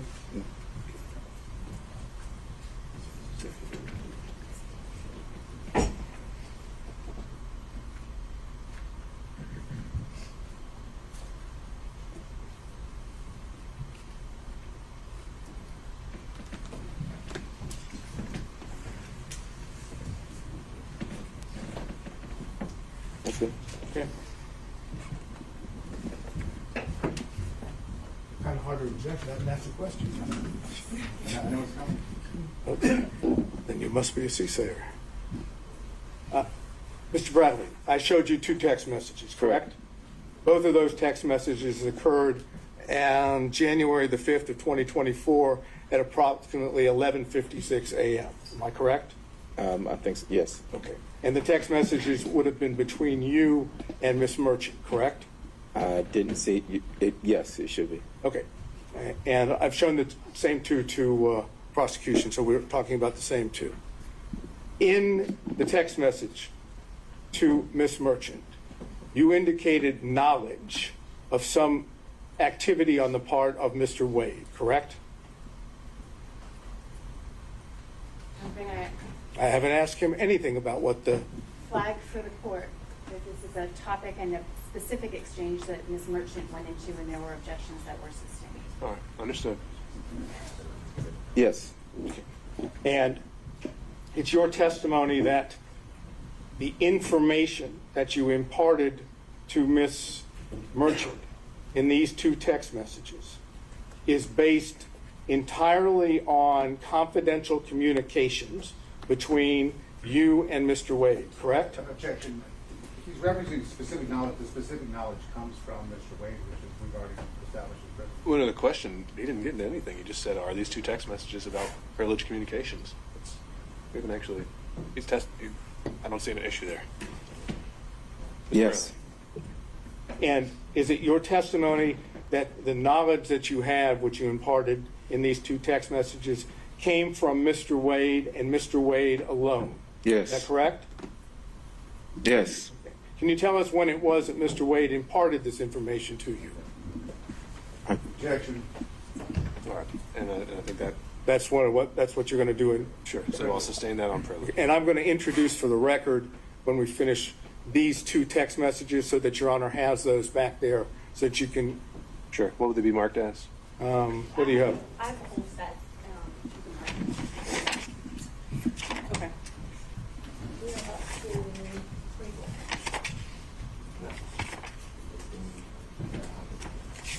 I'm going to go ahead and, Oh, the contract. The new one will be 26. There you go. once I put a staple in it, I think it'll be Defense Exhibit 26. All right. You have to give me a real pen. All right, so this is marked and made part of the record as Defense Exhibit 26, but not necessarily for its. This is not Evidentiary admitted value. 26. This is for purposes of the court conducting the in-camera review. Right. And put a staple in it here to make sure that you see.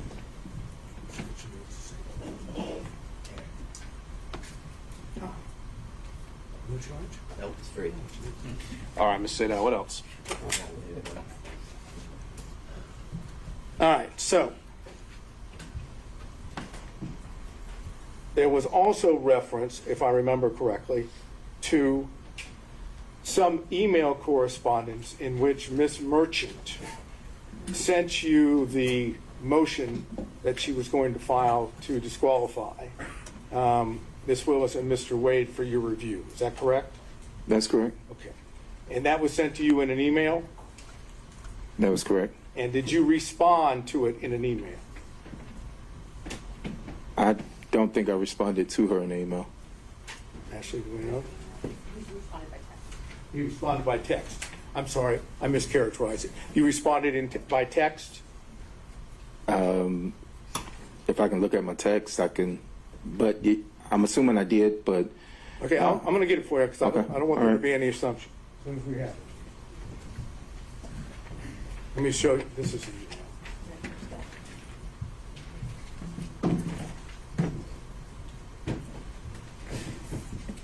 Here's the text.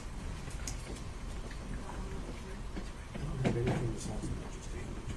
I'll attempt to do it for this purpose.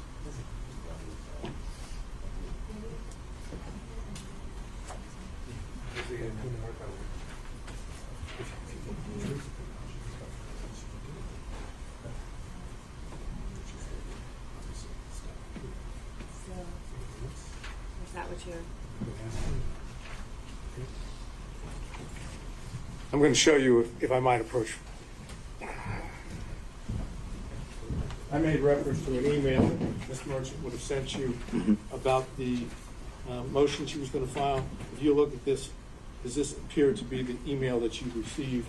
It's dated January the 6th, 2024 at 10:25 a.m.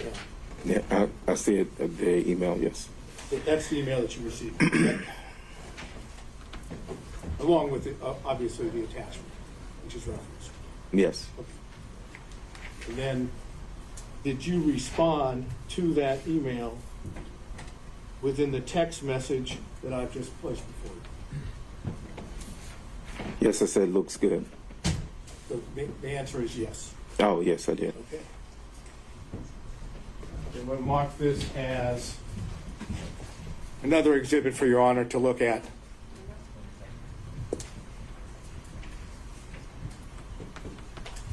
Since you love my tone, can I have a seat?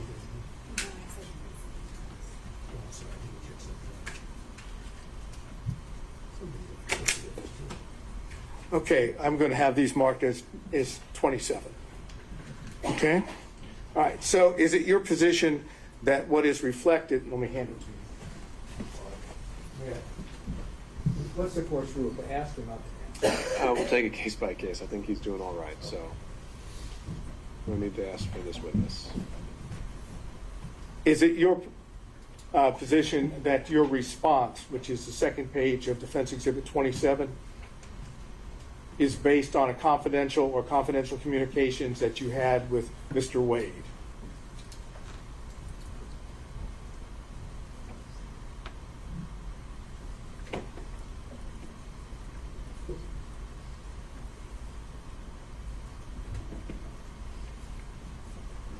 Do you want me to read the response? No, I'm only asking you whether or not the response, you actually already said what it said.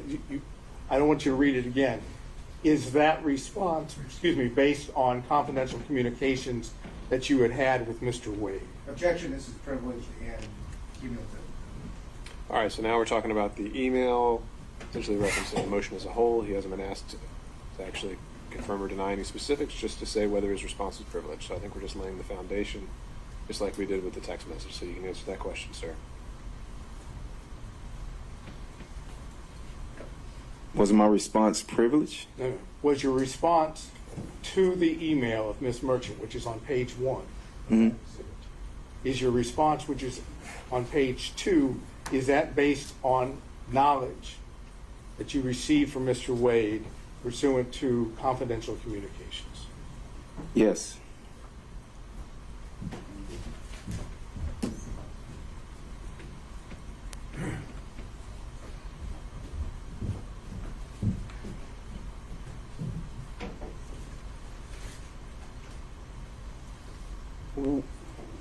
Have you discussed with the district attorney's office this case, or your purported testimony? Of my testimony? Yes. No. At all? No. No prep, no conversations, no nothing? No. Have you given your attorneys, for this matter, did you give them permission to speak with the district attorney's office? Well, he can assert his own privilege, but that's kind of crazy. Is there a objection to be heard? Absolutely, this is Okay, privileged. sustained. Stay down. Next question.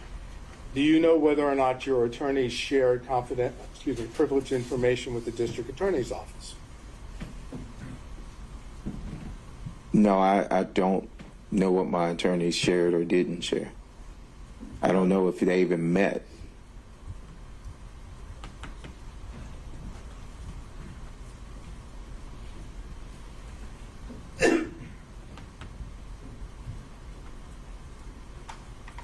Have you, last question, have you spoken to Mr. Wade prior to today? No, actually, withdraw that. You're no longer in the same partnership or fee-sharing arrangement with Mr. Wade, correct? That's correct. When did you leave that fee-sharing partnership, pseudo-partnership arrangement?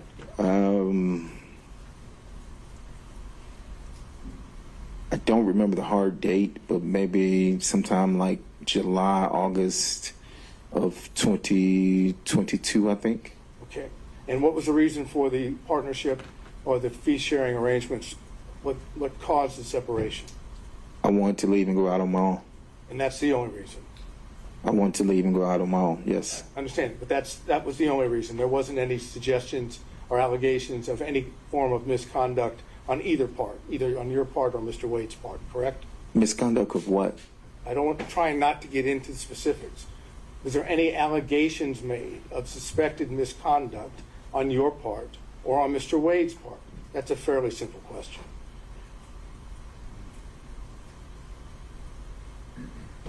Did he accuse you of doing anything? Did you accuse him of doing anything? Without getting into what it is, were there any accusations made by you or him against each other? We had a disagreement, yes. And had that disagreement have anything to do with Miss Willis? Oh, no. Okay. Did it have anything to do with your conduct? No. Did it have Wait. anything to do with his conduct? Hold on, wait. So we had a disagreement. Whether the disagreement was, we disagreed, and so we dissolved. Well, I left the firm. Right. And was the disagreement having anything to do with alleged or supposed misconduct by either one of you? I don't. If you define misconduct, I'm telling you, we had a disagreement, and we. Just tell me what the disagreement was then. The disagreement is mine to know. I mean, I don't see the relevance of the disagreement that I had. It had nothing to do with this Trump case or any other case. I'm simply getting a question asked, what was the disagreement? It's not privileged, correct? No, that is privileged. Oh, it is privileged. It Why is. is that privileged? Because it's privileged. I can tell the court in camera, but it was privileged. Ask a few questions further to see if this is actually something that does fall within that privilege. We can take it from there. Did it have anything to do with you representing Mr. Wade in any capacity? Excuse me. It would fall in that line, yes. But your testimony is that it has nothing to do with your representation of Mr. Wade in connection with Miss Willis. As it a connection to Miss Willis, that's correct. It's connected to the matter for which you were hired by Mr. Wade? I wasn't hired by Mr. Wade.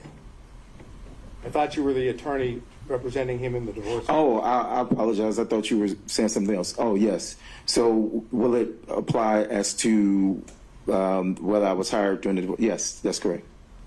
I'm not sure what this correct means under that. You kind of got lost on it. We asked the It did or question. did not relate to your representation? It did relate to my representation. In the marriage case. It does. And this was whose decision was it? At that point, did you stop representing Mr. Wade? It wasn't at that point, no. Was it before that? No, it was after that. Okay. And how much longer did you represent Mr. Wade in the divorce action? I'll have to see the divorce proceeding to see Mr. Wade. I represented Mr. Wade for a time after that. He represented me in a construction case for a time after that. And I will have to look at the filings. I ended up hiring new counsel for my construction case. He ended up, but it wasn't right at that moment. It wasn't in a matter of weeks. It was, I don't know. Continued representing him in connection with the divorce case after you had the separation that you've made reference to. And he continued to, yes, and he continued to represent me on a construction case. But the separation, at least in part, if I heard you correctly, and please tell me if I'm wrong, had something to do with your representation of him in the divorce case. That is correct. Okay. Now, Mr. Wade has testified that he did not have a relationship, a personal relationship, a romantic relationship with Miss Willis until sometime early 2022. Okay? I'm leaving that as the premise for what I'm about to ask you. Do you possess information that counters that, that's inconsistent with that? Any information Mr. Bradley has would be privileged, Your Honor. Okay, Mr. Sada, I think we've. Would such information be privileged in your mind? I think this has already been asked during Ms. Merchant's direct, so we're covering the same ground. I'll sustain that. So I can't get an answer to whether he possesses information which is inconsistent without getting into the information itself. I think the issue would be that we've already gotten an answer on that, and now we're asking the same question again. Ms. Merchant asked in variation of that, and he already answered. I think the variation, Your Honor, is referencing whether or not he had what would be personal information, independent source information. Mine is not so limited. Mine is, I'm asking him point blank, whether or not he has information from whatever source, including Mr. Wade, that is inconsistent with Mr. Wade's testimony. Because if it includes Mr. Wade, it is privileged communication. So therefore, the answer is it's privileged. If it excluded Mr. Wade, that would be a different appropriate question. And I just want to say, the answer is either it came from privileged information or it's hearsay. That's it. He's already testified that he has no personal knowledge. Unless it's for impeachment at this point. But, Mr. Seda, I think that might be too fine a distinction for me to see the need for the question. I think I'm failing to see the difference. Well, I'm not asking, respectfully, I'm not asking you to see the difference. I'm asking whether I can ask that question and elicit a response which doesn't elicit the actual communications, which is what I'm attempting to do. And if Your Honor says I can't, then I'm finished. And I think that this was another aspect of what came up before, which is, in my mind, even confirming the existence of the information goes into privileged communications, whether he does or does not possess information. If it came from that relationship, that's part of the privilege as well. So if I make that clear, then so you're sustaining what the objection would be. That's right. It'd be sustained on privilege. And of course, all the questions that we're talking about as far as the foundation about when things are said and what is said, you're going to go into, if I understood correctly, ex parte in camera with the two exhibits we talked about. That's right. My intent would be to make a record of the knowledge of when it was obtained and the extent of it and the different sources, and that'll be sealed. And what was actually said? That's right. So I guess my question to the court before I sit down is, if hypothetically you learn through this in-camera ex parte examination that the information that this gentleman has through the attorney-client privilege is in fact inconsistent with what Mr. Wade testified to under oath, then the court is going to then make a determination of whether it can be used here or whether it just remains in the record sealed. So my intent would be to make the distinction of, from the in-camera hearing, if I still determine that everything is covered by privilege, then anything else that is said cannot go into the factual determinations or credibility determinations that need to be made. And so just the issue of whether the privilege did or did not exist is preserved. So again, just to follow through to make sure. So if the court knows that there's been a fraud upon the court through the lie of Mr. Wade, none of us are going to know that that in fact occurred, and the court's going to be in a position of making a determination on the motion, even though the court knows that it doesn't have all the information, truthful information. I'll take a closer look at the case law you provided to see if that is actually a variation of the crime fraud exception, and I'll apply the crime fraud exception as I see it. Right. And again, I'm not suggesting it is a variation. It is totally separate from crime fraud. It has nothing to do with using the legal advice of the attorney in order to commit a crime. It's you go ahead and commit fraud or lie to the court when you fully know that someone, your attorney, has information which is counter or inconsistent with what you've testified to. And to that end, Mr. Sadout, that is something that you can, I mean, I've got this case from Ohio, but if you can find something more on point in Georgia before we schedule Other this than for the one argument. I gave you, The Coca-Cola one? the 1935 case. The Atlanta Bottling Company? I don't think I went that far. I think it just kind of said the sword and shield language, and it didn't go so far as to say that there's this alternative theory about fraud upon the court. But we can flesh that out in our research. I appreciate it. Thank you. Okay. Mr. Stockton. No question, Judge. Mr. Durham. No question, John. Mr. McDougald. No question, Your Honor. Mr. Rice. A few questions, Your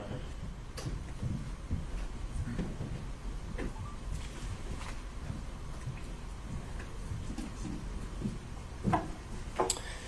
Mr. Bradley, you were counsel for Mr. Wade in the divorce case when the interrogatories were initially served on opposing counsel on or about December 27th of 2021, correct?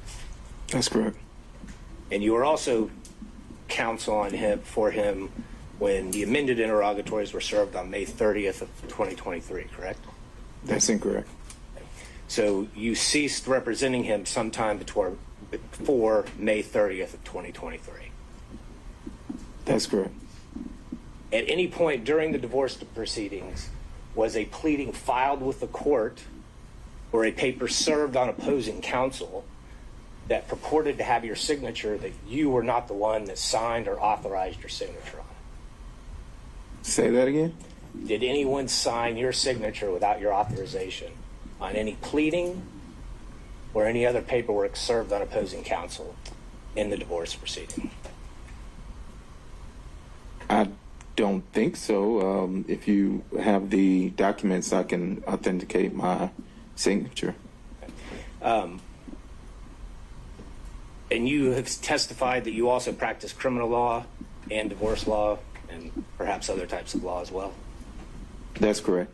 And are you aware that OCG 16-6-19 defines adultery as a misdemeanor crime in the state of Georgia?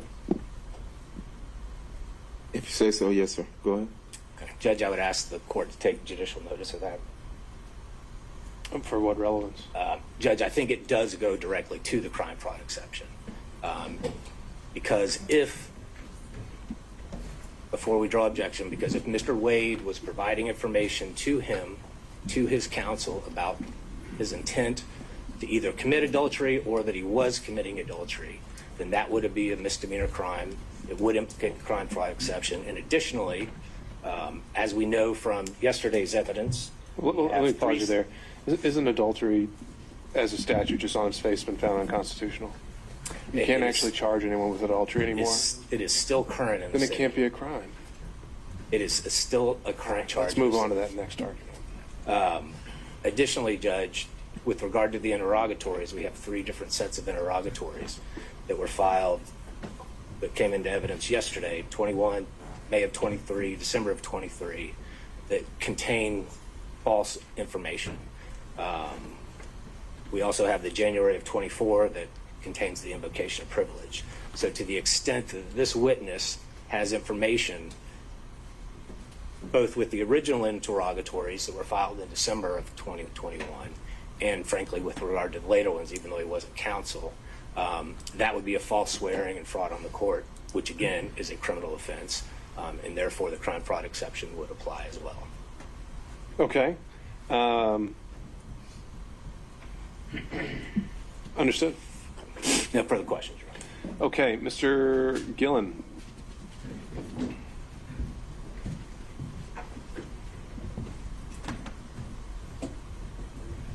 Good afternoon, Ms. Bradley. Good afternoon. Been a long day. When did you sign your engagement letter with Mr. Wade to represent him in divorce proceedings?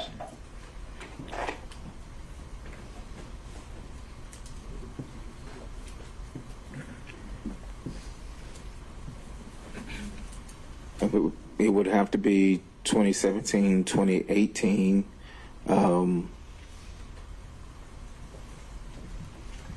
Same time frame, 2017, 2018. So did you sign or have signed an engagement letter to represent him, or are you just speculating?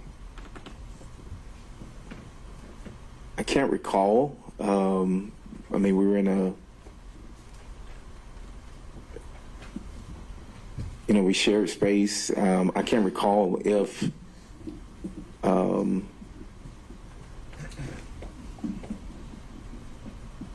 there was a contract or if there is a contract. I think there is a contract, but right now it would be speculation. Right now, sitting here, you do not know whether or not you had a signed engagement letter with Mr. Wade discussing the parameters of your legal representation of him. Isn't that correct? That's not correct. I mean, I can't say. I don't have my files or anything with me. Well, sitting here, you do not have specific recollection or knowledge that you even had an engagement letter to represent him. Isn't that right? I think I had an engagement letter, but I do not know specifically if I had an engagement letter. Well, when did you open a file to Did you open when you represent someone, you open a file in your office? And when did you open the file on Mr. Wade? I am going to object to the relevance of this line of questioning. There has been no dispute by the attorney or the client that there was an attorney-client relationship.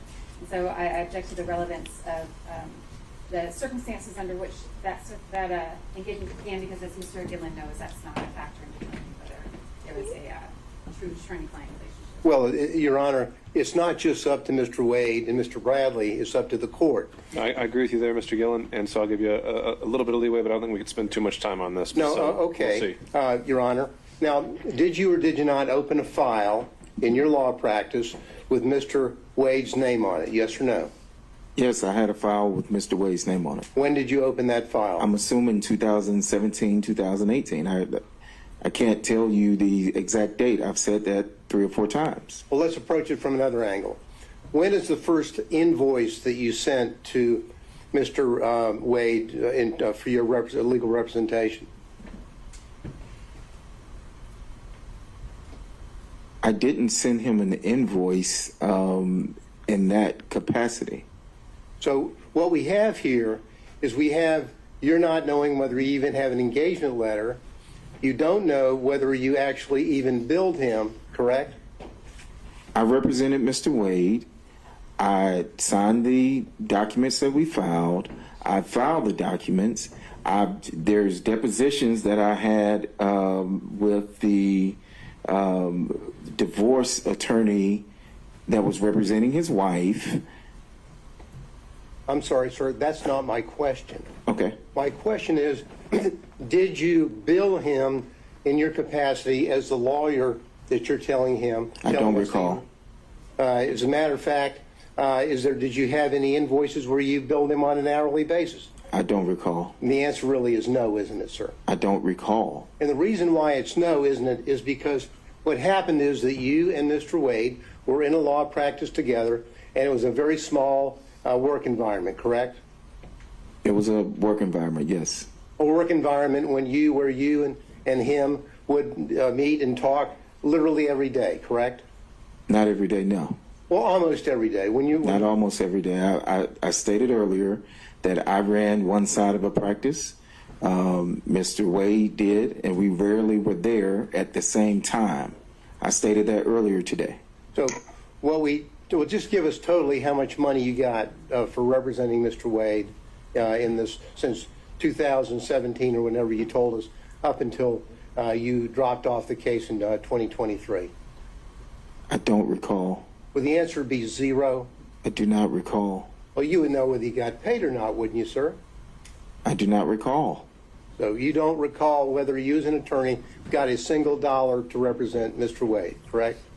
That's correct. Because you really did it as a friend, didn't you? No, I did it as an attorney. Well, an attorney that wasn't being paid. You were doing it pro bono for a friend, weren't you? I'm going to ask me. All right. So I'm going to sustain that, Mr. Gillen. I think the law is clear that money doesn't even have to change hands for that relationship, and I'm making a finding based on the evidence that's already been presented, namely the fact that he signed pleadings, attended depositions on Mr. Wade's behalf, that attorney-client relationship did exist at some point. I was just laying the foundation to the circumstances in terms of the non-billing from the 2017 period and whether there was really an attorney-client privilege there. That's what I was trying to do. Okay. If the dispute is just when it occurred, you can try to hone in on that. But the questions I've heard so far are more from you were never paid ever. It's from a overall angle. Well, from 2017 until November of 2021, you didn't receive a dollar from Mr. Wade for your supposed or your representation of him, correct? I don't have the file in front of me, and I do not recall. Okay. And the reality of it is, as I mentioned or asked you a few minutes ago, is that it was a small firm, and you were doing him as essentially a favor as a friend and as a law partner, correct? No, I was representing him as an attorney. Were we in the practice together? Yes. And were we, or are we friends? I mean, we were friends at the time, yes. Well, you were friends and law partners, correct? Yes. And in a small firm, and I know because I'm in a small firm, people will sit around the office and talk about their social life and what they're doing, correct? Correct? If that happens in your small firm, yes, yes. Well, that doesn't happen, or did it happen in your small firm? The witness has been asked very specific questions about conversations about socialization, and we've gone on through it, so I think this is asking that. All right, I'll let him answer this one question. Overruled. Repeat the question. Well, did you in your small firm have occasion to where people would sit around and socialize and talk about what was going on in their lives as opposed to merely talking about the law? Yes. And you had those conversations with Mr. Wade as a friend on a social basis, didn't you? I assume we, Objection, just going back into the privileged communication. Not yet, but it might. I assume, yes, we talked about sports. We talked about, sports a whole lot. You talked about life and about what was going on in your life and what was going on in his life, right? Right? Sometimes, very rarely, yes, sometimes. And that is what you do in a small work environment when you know people very well and you do favors for them, correct? Again, I'm going to object. Yeah. Questions? All right. Sustained. Next question, Mr. Gillen. Now, in that capacity, didn't you have discussions with Mr. Wade about what was going on in his social life that had nothing to do with him asking you legal advice?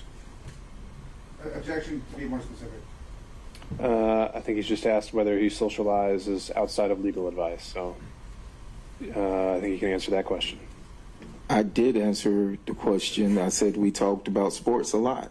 And I'm asking, sports is one thing. The social life, did you talk about each other's social life, like Mr. Wade, and who he was dating? All right. So that'll be sustained on privilege. Your Honor, just for the record, I would state that my objection would be that the privilege only protects communications in furtherance of seeking out illegal advice, not talking about something that might be personal or confidential. And that's the distinction that I would draw. I think that's an accurate legal point. However, I think the witness has already been questioned and testified on this point. Thank so, you. Next question. Now, you got into the fact that you were the initial attorney on the divorce case, correct? That is correct. Now, did you and Mr. Wade, without getting into discussion, did you and Mr. Wade together prepare his responses to the interrogatories which were filed initially in the divorce case? I'm assuming we. Objection. He's asking about the interrogatory responses, preparation of the case in the divorce case. I mean, that's all covered in your attorney-client law. Mr. Gillen? Well, I don't think it's attorney-client. Did they meet together? And when the interrogatory answers were filed, did he file them? And did he do that in concert with his client? There's nothing privileged there. Did they meet and work together, and that work taking the form of them talking back and forth to each other on the right responses? I'll change it a little bit. Did you review yourself the interrogatory responses given in the divorce case? I did. And whatever knowledge that you had when you were involved in the interrogatory responses, you had the knowledge of all that material or information that you had without getting into the content. Objection. You had all of that knowledge and Question. information. I'm sorry, let me get my question out That's what I before was trying to he say. objects. And when you filed those interrogatories, you had all the knowledge and information that you had obtained from Mr. Wade from 2017 up until the date the interrogatories were filed, didn't you, sir? Okay, so that's the follow-up question to that is going to be incorporating knowledge learned during communication. So No, I'm not going to have a follow-up question. I just want to know whether is that the case? When he filed the interrogatory forms, he had all of the information that he had discussed with Mr. Wade from 2017 up until the time. That's it. That's my final question. Okay. In which case, without doing that extra assuming link that he based his answers on those communications, it has no relevance. Well, it does in the sense that it shows what knowledge he may have had when he, the attorney, is filing interrogatory responses. That's what it shows. Okay. I'm still asking the relevance of his knowledge as the attorney filing the responses, unless you're linking this back to Mr. Wade. It gets back, Your Honor, to whether or not, if you're an attorney and you're filing an interrogatory response, which you have reason to believe, or specific information to know that certain responses are not accurate, then you shouldn't be filing them. And now, so that's where I was going with that. So if he's got a body of knowledge over here that's built up from his communications with Mr. Wade that everyone so dearly doesn't want everyone to know about, in spite of the allegations made against Ms. Merchant. Now, okay. So what if the question was, did you,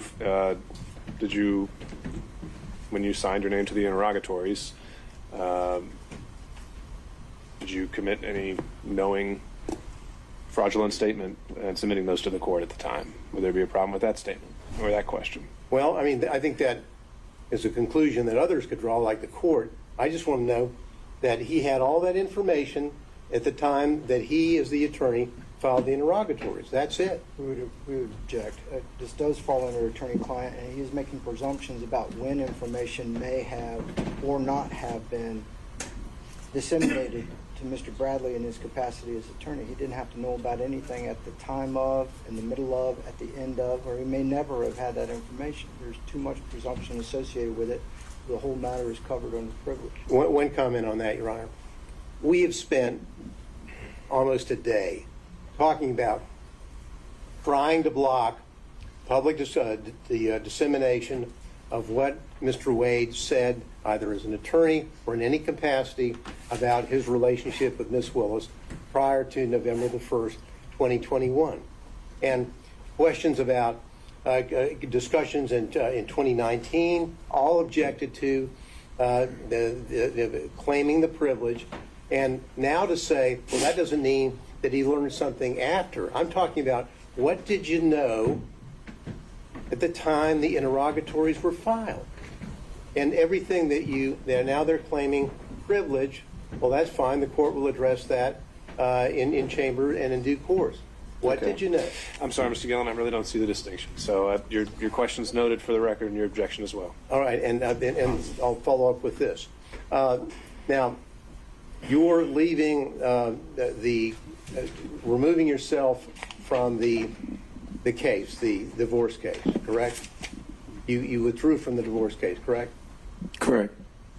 Did you do that as a result of your concern about any of the accuracies or representations which had been made by your client in the divorce case? No. Okay, so that's going to cover communications during the relationship? Well, Your Honor, hypothetically, not saying this is the case, hypothetically, if Mr. Bradley, knowing, let's say hypothetically, that he speaking with Mr. Wade, was aware that the intimate or personal relationship, romantic relationship, existed prior to November the 1st, 2021, and started in 2019 or 2020, if he's armed with that information that he's obtained from Mr. Wade, but Mr. Wade would want to insist on responding to interrogatories which were contrary to the information that Mr. Bradley would have, then I'm asking him whether he took steps as an attorney to say, I cannot be a part of that or countenance that, therefore I'm withdrawing from the case. Sure. I still see that as covering their communications. So I'll sustain that objection. All right. Well, thank you, Your Honor. That's all I have. Okay. Thank you, Mr. Gill. Thank you. Mr. Kucherov, are you still with us?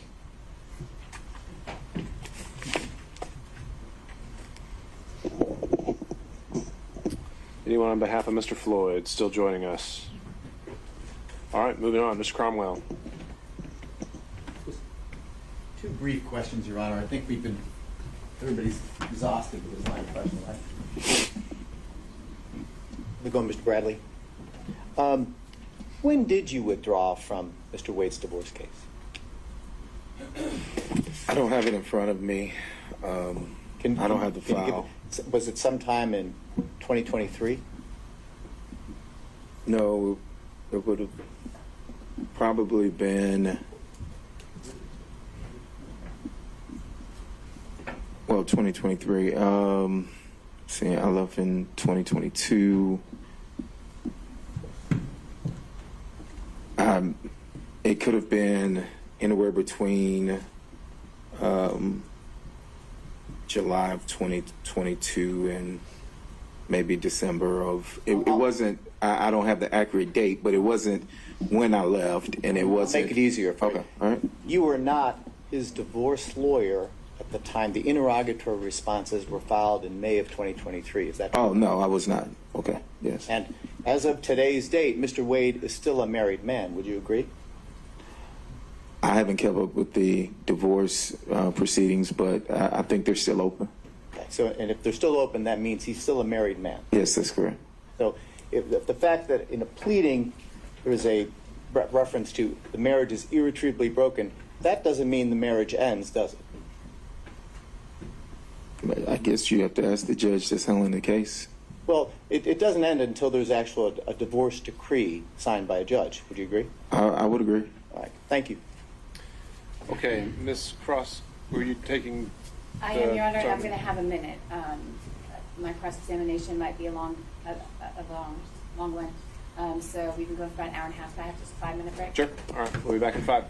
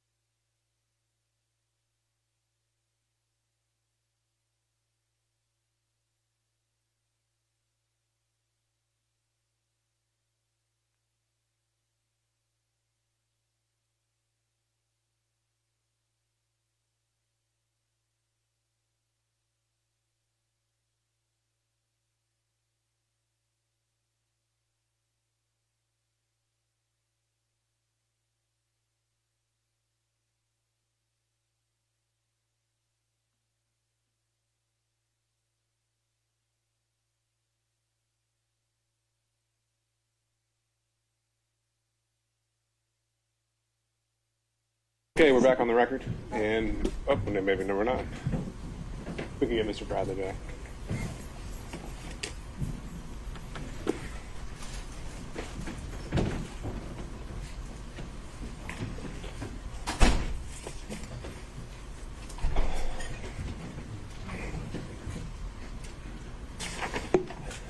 While he's coming out, Ms. Merchant, for planning purposes, based on how Mr. Bradley's testimony was presented, do you anticipate calling any further witnesses? All right. This is I had a copy of the church speech that I think you would have to Right. We'll handle that with housekeeping at the Yes, end. okay. Okay. Ms. Cross. Thank you, Your Honor. Mr. Bradley, have you still got the exhibits 23, 24, 25 there in front of you? I do. And 23, that's one of the contracts for, that was your personal LLC or PC, your personal legal entity, right? For the That is district correct. attorney's office? Yes? Yes, that's correct. Okay. And I understood your testimony to be that any income that came into the partnership, when I say partnership, let me be more specific. You had an individual legal entity. Mr. Campbell had an individual legal entity. Mr. Wade had an individual legal entity. But y'all had a partnership agreement, right? Yes, but we didn't have that the entire time. There was Yes. a period of time that we've been talking, or that we had talked about in 2022 prior to you leaving the firm, that there was an actual entity for the three of you, correct? That is correct. And that was roughly during the time period where y'all bought a building together. Yes, correct. And it made things simpler, or for whatever reason, you decided at that time that a joint entity made sense to own that building, right? Correct. Okay. All right, but those contracts there, they're not with the joint entity, correct? No, they're not. Those are all with you individually, is that right? Can you take a look at 23, 24, and 25? Yes. They're all with you individually? Yes. Okay. 23, what's the hourly rate that you were being compensated? I think that was it. Was that the first appearance? 23 is the, I don't think, no, 23 is not the first appearance. 23 is the taint, it says. What's the hourly rate on that contract? $150 an hour. $150 an hour? All right.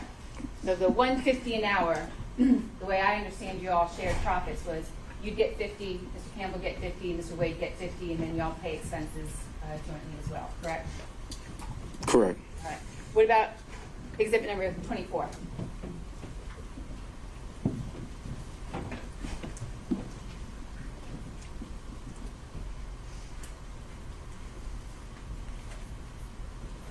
It seems to be the same. Same amount? I don't know if it's the same amount. I'm interested in the amount. Can you tell Oh, me the amount? no, the amount was $65 an hour. $65 an hour? Mhm. All right. That's not a particularly high rate for an attorney in the Atlanta metro area, correct? No, it's not. All right. Was that a government rate that you were willing to accept at that time? Yes, that is correct. All right. And so the $60 you're getting for that contract, again, that's split three ways, you, Mr. Wade, and Mr. Campbell, correct? That is correct. So when you were Minus asked- expenses and stuff like that, but yes. Exactly, exactly. That was the income, and then expenses come from that, and then profits, whatever's at the end, correct? Correct. All right. So when you were being asked questions about Mr. Wade, I think the phrasing, and I object to it, but I think you might recall the question, Mr. Wade brought you this contract, or Mr. Wade got you this contract. Do you remember those questions? Yes, I do. All right. So we're talking then about a split among the three of you of about $20 a piece, right, for that particular contract? For this one, yes, All right. What about 24? You got 24 there? I'm sorry, 25. You got that in front of you? I do. What's the hourly rate on that one? It's $150. 150 on that one too? All right. And the same sharing went through the business the way you handled that contract as well, right? That's correct. All right. Who is Austin Dabney?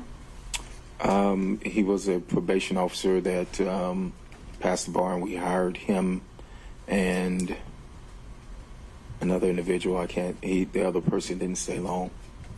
And did Mr. Dabney and the other legal associate that you all had working for you at that time, did they do some work on these first appearance contracts? Yes. And that was a pretty good position for a younger lawyer to be sent to get some courtroom experience, correct? That is correct. In 2020, you're aware that Mr. Wade had a serious illness during that time? I'm aware. And you and Mr. Wade, I think you described your relationship in a lot of details earlier about specific circumstances. But you were business partners in, let's say, up till the time you left in summer 2022, correct? That is correct. You were business partners up until that time? Yes, I said yes, that is correct. Okay. And while you didn't socialize together frequently, you considered yourself a friend of Mr. Wade at that time? Yes, we were friends at that time, yes. All right. You are no longer business partners. That is correct. You are no longer friends.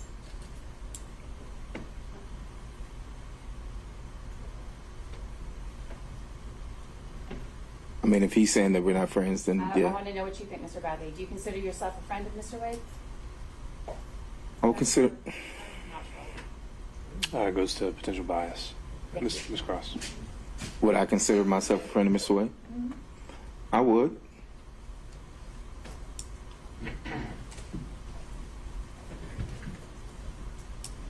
You were asked questions, Mr. Bradley, about the circumstances under which you left the firm. Do you recall those questions? I do. All right.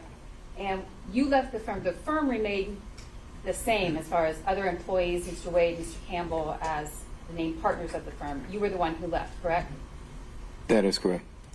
And you termed it as a disagreement. You recall answering questions as though you left due to a disagreement. Yes? Yes.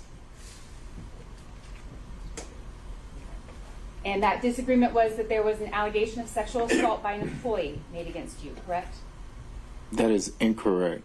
There was not an allegation that you sexually assaulted one of the employees in the firm.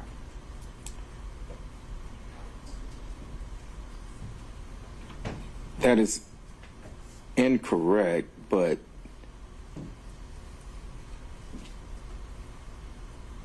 yes. Yes. Yes, there was an allegation that you sexually assaulted a member of the firm, correct? Yes, there was an allegation, yes. And as a result of that allegation, you left. I did. You were no longer business partners with Mr. Wade. That is correct. The firm remained intact, and in fact, the employee involved remained with the firm, correct? I'm not certain of that. They did leave the building, of course, and I don't know. Some of the employees did leave.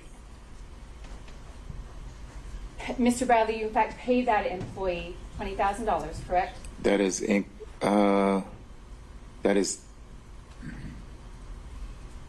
incorrect as far as what was. No. On or about the time that you left the firm, and on or about the time that the allegation of sexual assault was made against you, did you pay the person who had made the allegation of sexual assault any amount of money? There was money left in an escrow that belonged to me. I don't know what that amount was. And did that money that was left in the escrow that belonged to you, was that paid to the employee who said that you sexually assaulted her? I never signed any. I never gave any money. I left the money in the escrow account. What happened to that money? I can't. I don't know what happened to it. For what purpose did you leave the money in the escrow account when you left the firm? I left the money in the escrow account. For what purpose, sir? There was no purpose. You just left the money in the escrow account? Yes. If there's no connection to the money you left in the escrow account and the allegations of sexual assault that an employee of your firm made against you, why was it that you brought to my attention, or why did you respond the way you did about money in an escrow account when my question was, did you pay this employee any money? I didn't hand any money It was money from an escrow account, to my knowledge. To your knowledge, where did the money in the escrow account go? To the employee. To that employee.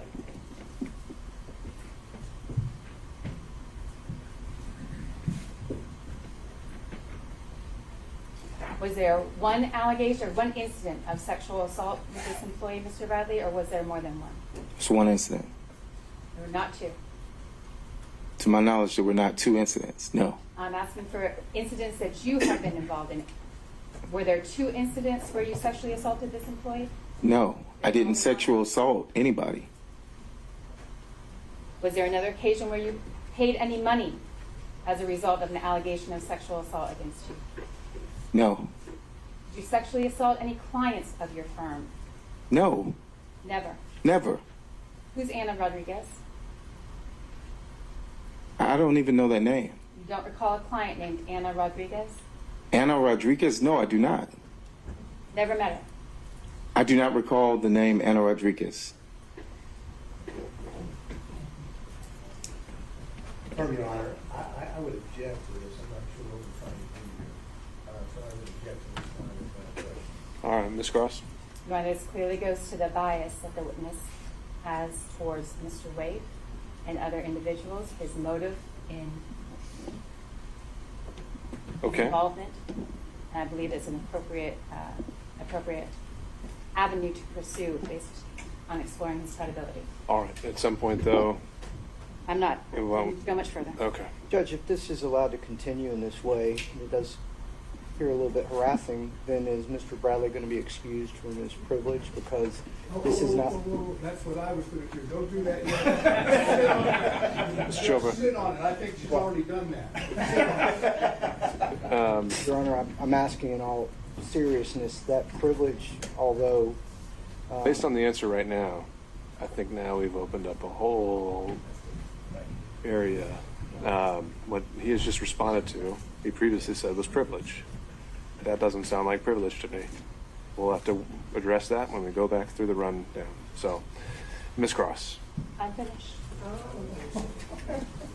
Okay. Mr. Sadow.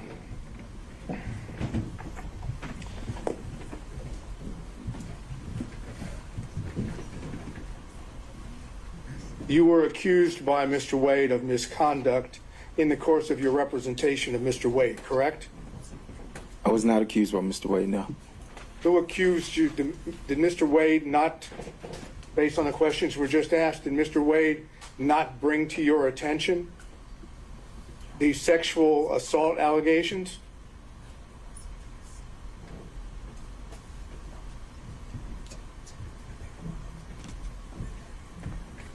Ask that again, please.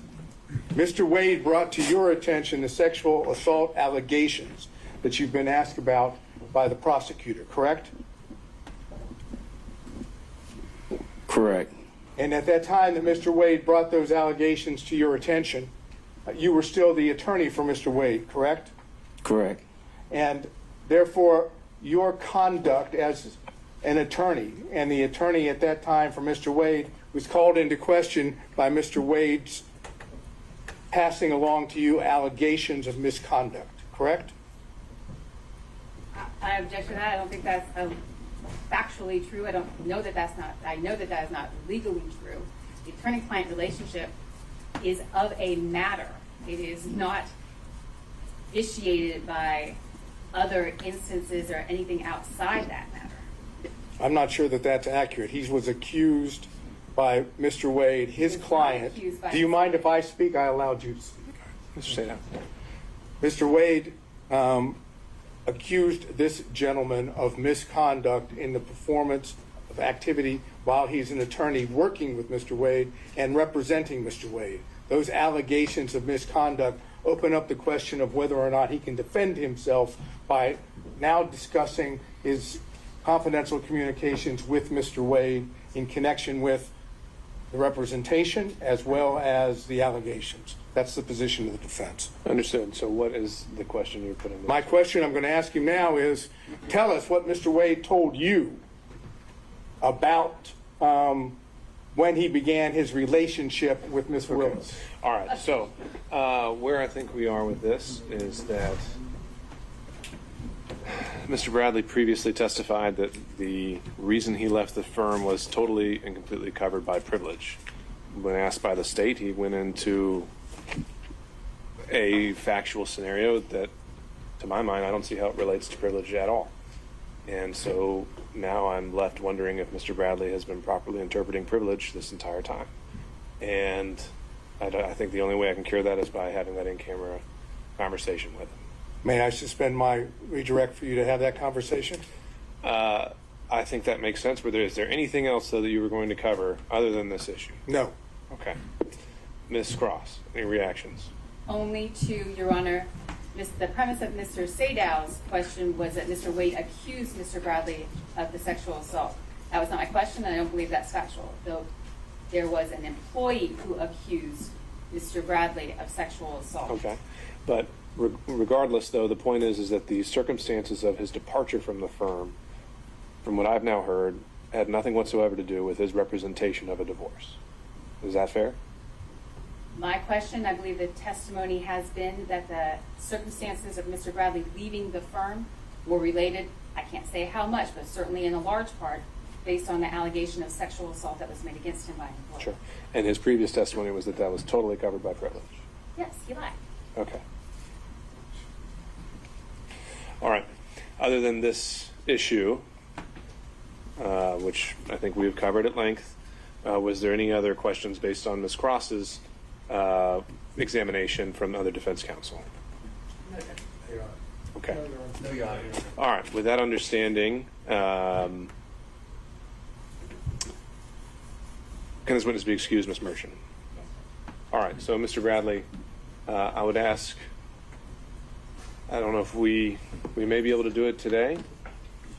If we I'm could. sorry, Judge, I don't think I can excuse him. Mr. Sadao had reserved the rest of his cross for after the privileges. Right. What I'm about to say, just logistically, is what I'm trying to do is, if we can conclude this hearing with the exception of that in-camera hearing, we end for today. And if, as a result of that in-camera hearing, that I learn that we need to reopen the evidence, then that's what I'll do. So to that end, I can give Mr. Bradley instructions that he's to report back if upon order of the court. But otherwise, is there anything further the parties need from him today? Not from him, but I wanted to get those things. I know there's other housekeeping things and things we need to do. And based on the testimony, we do have another witness, Your Honor. It doesn't involve Mr. Bradley Right. requiring to be here. Okay, so now the state does have another witness. I do. Okay. All right. In that instance, okay, Mr. Bradley, you can step down, sir. However, I'm giving you the order to stay in touch with your attorney, and that we're going to have to find a time to meet again and go into an in-camera session. Do you understand, sir? I do. Okay. All right. Thank you, sir. You can step down. Ms. Chopra, do you have a card for me? I do, Your Honor. Okay. At least I hope I do.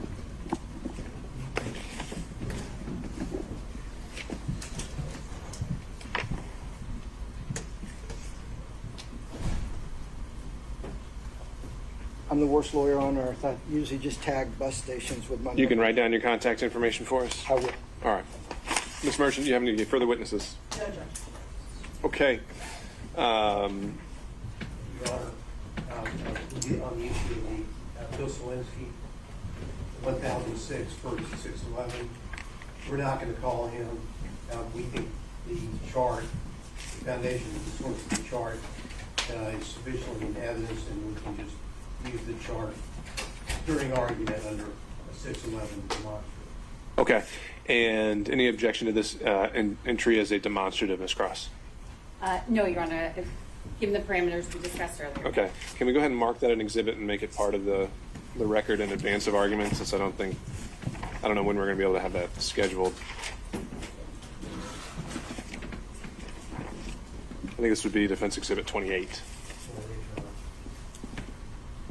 But let me go down the order just so we're staying organized. Ms. Merchant does not have any further witness. Excuse me. Ms. Merchant, on behalf of Mr. Roman, has no further evidence. Mr. Sadao. Your Honor, we are in the process, if the court will allow us to obtain certain phone records and we'd like the record kept open for the introduction of those phone records. We have them in draft. I say draft, we have them informally, we do not have certification. And they would deal with, remember I asked Mr. Wade about certain activity down in Hapeville during the time period, and it deals with that specific time period. So we're talking about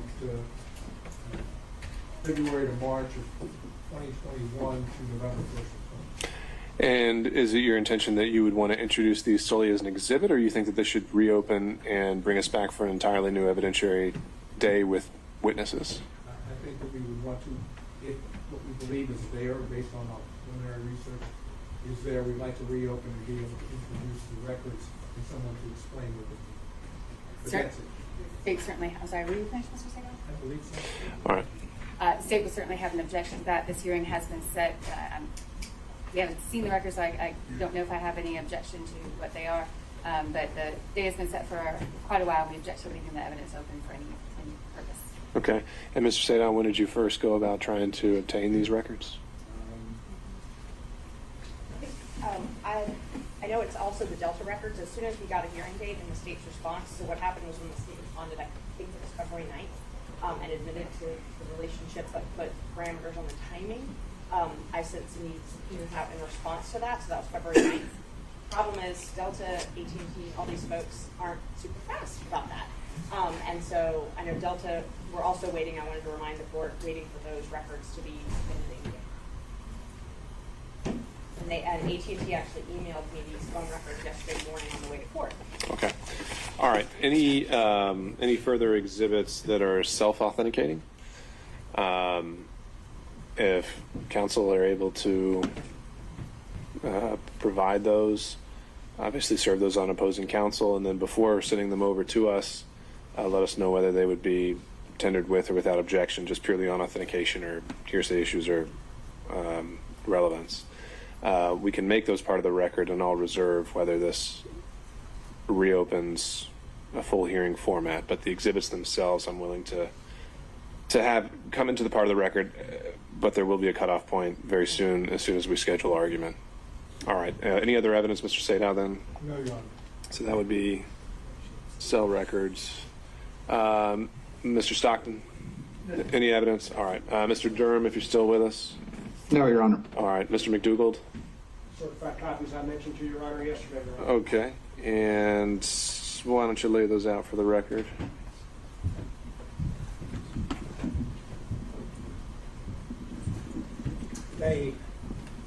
They are marked but not yet numbered. I believe our next exhibit would be 29. 28, I just said, was Mr. Gillen's demonstrative, just so I'm keeping it straight. And so I previously provided these to the prosecution. 29 would be a certified copy of County Code Section 2-68. Okay. 30 is a certified copy of County Code Section 2-69. 31 is a certified copy of County Code Section 2-79. 32 is certified copy of County Code Section 10-114. 33 is a certified copy of County Code Section 10-115. 34 is a certified copy of County Code Section 102-464.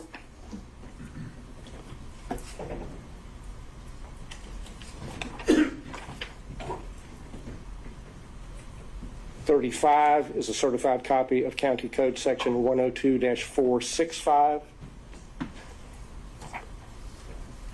36 is a certified copy of County Code Section 102-466. And 37 is a certified copy of a emergency motion by non-party deponent for protective order filed on behalf of D.A. Willis in the Wade divorce case. Okay. Ms. Cross, objection to defense exhibits 32 through 37. I object to their relevance, and I will take I will take opposing counsel's representation that the pleading is complete and accurate as it was filed, and object to the relevance of that as well, but not the authentication. Okay.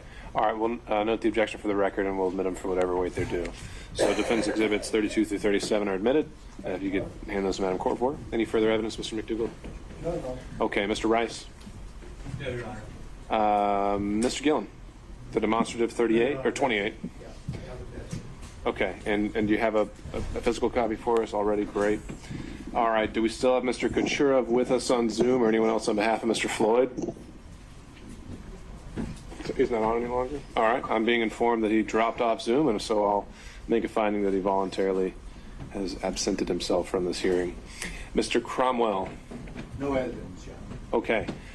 Ms. Cross, back to you. If the defense presentation of evidence is done, I'd ask that all of the witnesses who had been subpoenaed but not called now be released. I think that's fair. Ms. Merchant, any reason to hold on any of those witnesses? Okay. And the state has 2 short witnesses, and that's it. Okay, you may call your next witness, Ms. Cross. Next witness for the state is Austin Dabney. Your Honor, these witnesses are going to be Impeach the testimony of Mr. Bradley? on collateral matter. We'll wait. Okay.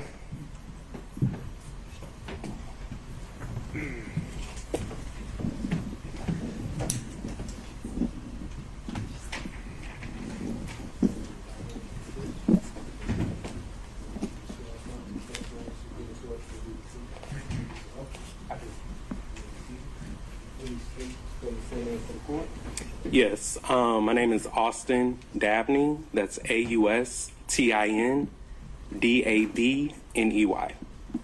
Good afternoon, Mr. Dabney. Good afternoon. I want to direct your attention. Well, first of all, how are you employed? I am employed right now. I have my own firm. You're a lawyer and you've got your own law firm? That's correct. All right. I want to direct your attention to 2000 and 2021, 2022. What was your employment at that point?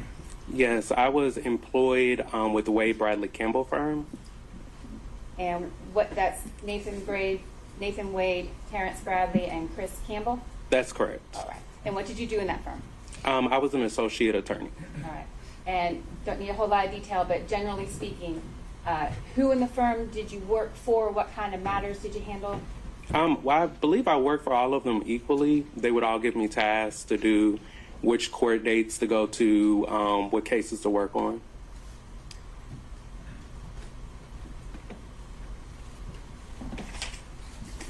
I want to direct now your attention, Mr. Dabney, to a particular instance.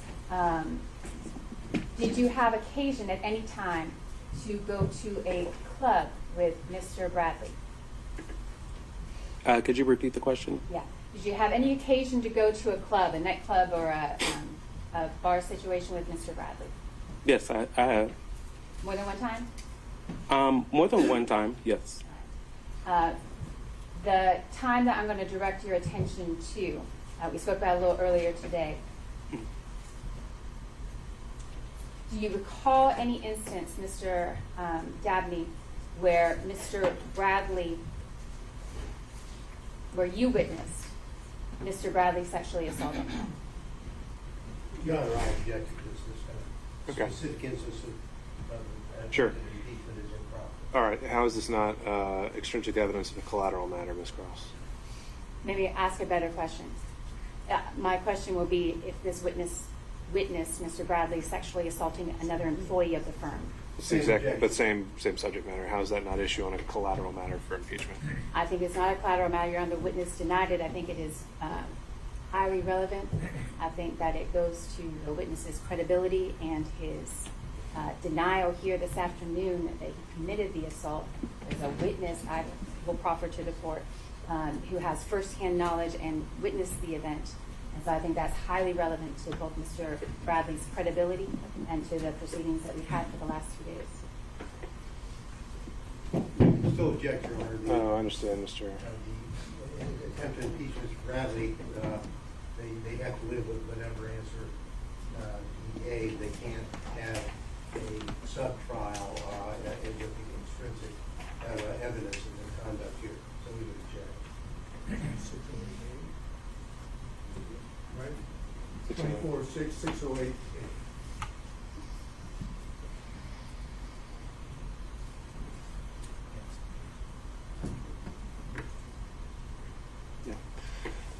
Ms. Cross, under 608, I don't see how this isn't well beyond the core facts at issue. I think you confronted with him. I think he answered them as he saw fit. An argument can be made as a result, but to go down a whole mini trial on whether he did or did not do this and circumstances of his leaving the firm, I don't see how that gets past 608. I'm just giving willing, Your Honor, disagree, and just for my objection, I put a proffer on the record, not a detailed one, but that I think you already have. I'd like to, with the court's permission, I'd like to make it clear that the sexual assault I'm referring to was the same employee that I asked Mr. Bradley about. I just wanted that to be clear.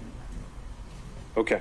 All right. Understood. Is there anything else that is relevant to this witness? Given the court's ruling, no. All right. Questions from defense counsel?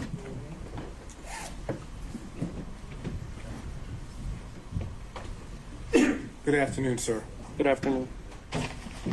When did you start working at the law firm? I believe I started working, to my recollection, March 2021. Okay. And at that time, do I understand that there was what I would call a three-way partnership or sharing arrangement at the law firm? I'm not aware of any sharing arrangements that they had, but there was the Wade, Bradley, and Campbell law firm. Okay. And did you work in the law firm office on a daily basis? I did. And during the time period, you were there for the remainder of 2001? That is, you worked from March of 2001 at least to the end of 2001, correct? I didn't even have a bar license in 2001. I'm sorry, 2021. It's a little late. From March of 2021 to the end of 2021, correct? That's correct. Okay. During the time period that you were working at the law firm, did you see Fani Willis? During my time, could you repeat the In question? that time period between March of 2021 and November 1st of 2021, did you see Miss Willis? I may have recalled one instance where I saw her in passing. And when you saw her, was she at the law firm? That would be correct. And do you know who she went to visit? I do not know. You didn't see her go to Mr. Wade's office? I do not recall. Did you ever talk to Mr. Wade about Fani Willis? Could you repeat your question? Did you ever talk to Mr. Wade about Fani Willis during the time period of March of 2021 to November 1st of 2021? No. Did you know they were dating? No, I did not. Did you see anything did you ever socialize with Mr. Wade? As far as being an employee, yes. Well, I don't know what that means exactly, but did you ever go out to eat with Mr. Wade? On occasion, he would take the office out to lunch. Beyond that, did you ever go to a nightclub or drinking or any of that with him? No, I did not. Okay, so whatever relationship Mr. Wade had with Miss Willis during this time period, you don't have personal knowledge, correct? I do not have any personal knowledge. Okay. Thank you very much for being here. Thank you. Any other questions from defense counsel? Mr. Stockton.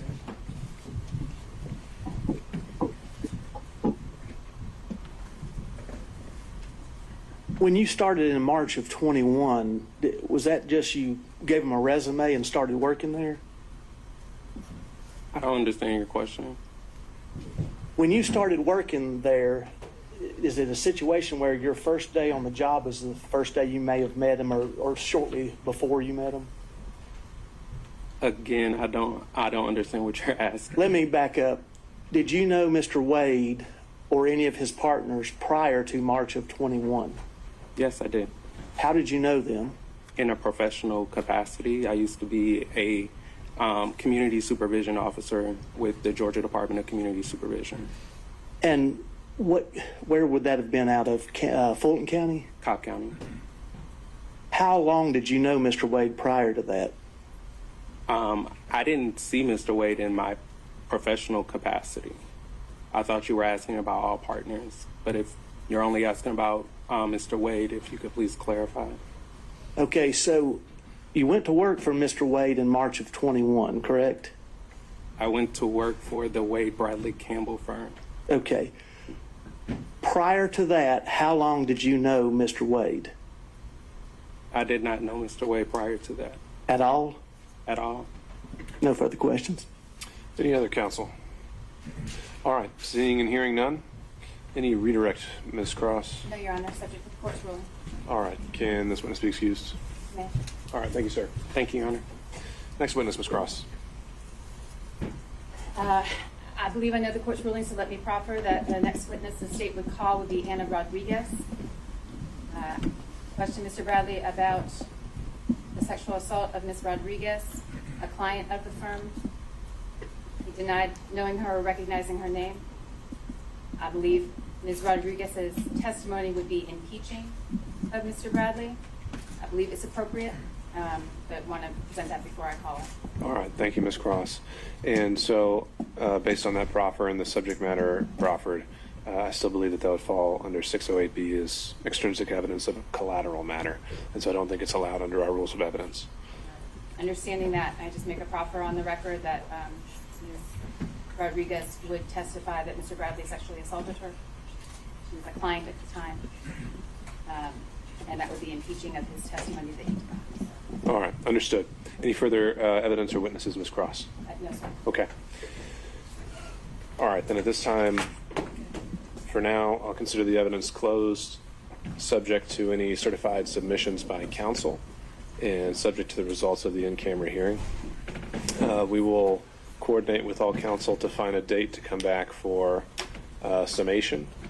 And to that end, again, using Ms. Merchant as kind of running lead on this, I'd like you to consult on whether that's going to be a collective response on behalf of the defendants. If not, then we're going to have to get into time allotment. And if it's more than a handful of counsel, it'd probably maybe be 10 to 15 minutes per side. And so, Mr. Sadon.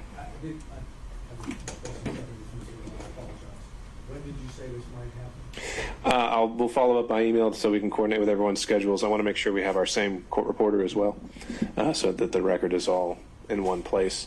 And I know we have a lot of schedules to coordinate, but looking at either late next week, as in next Friday, or the following week.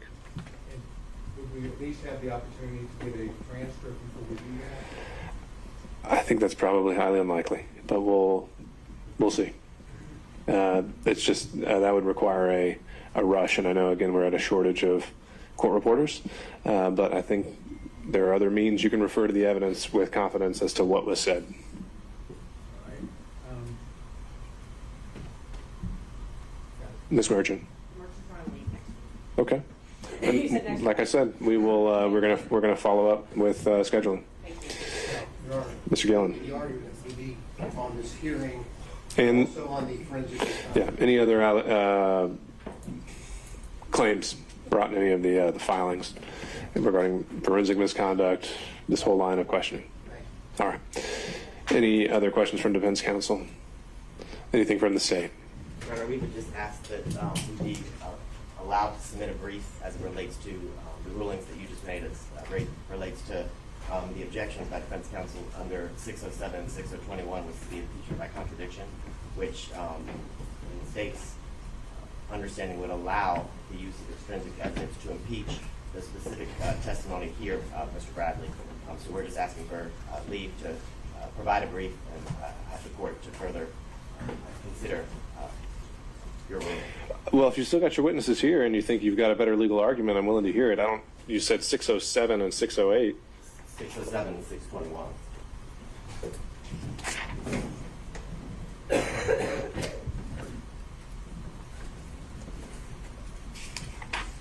Okay, I see 621 and I see 608.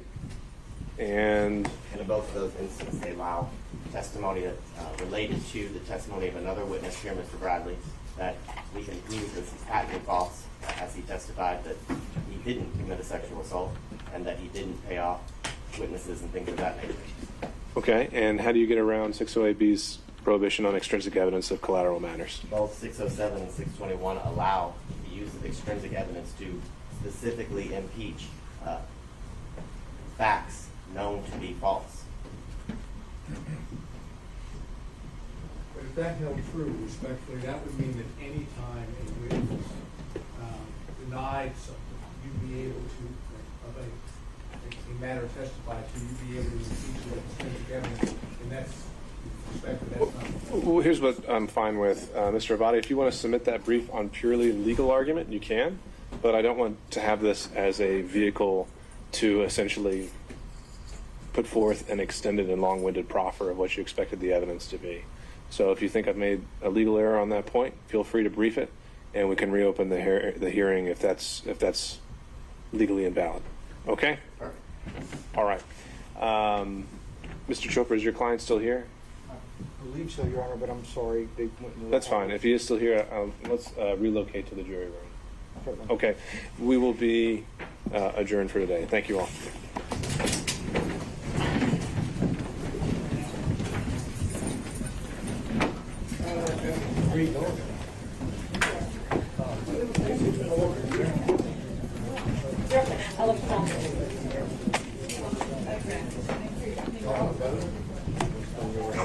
Miss Taylor, I don't. It logged out on me. Do you think it? Yeah. Do you think it lost battery or?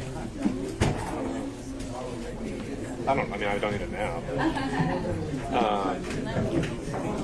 Where are you going to put the?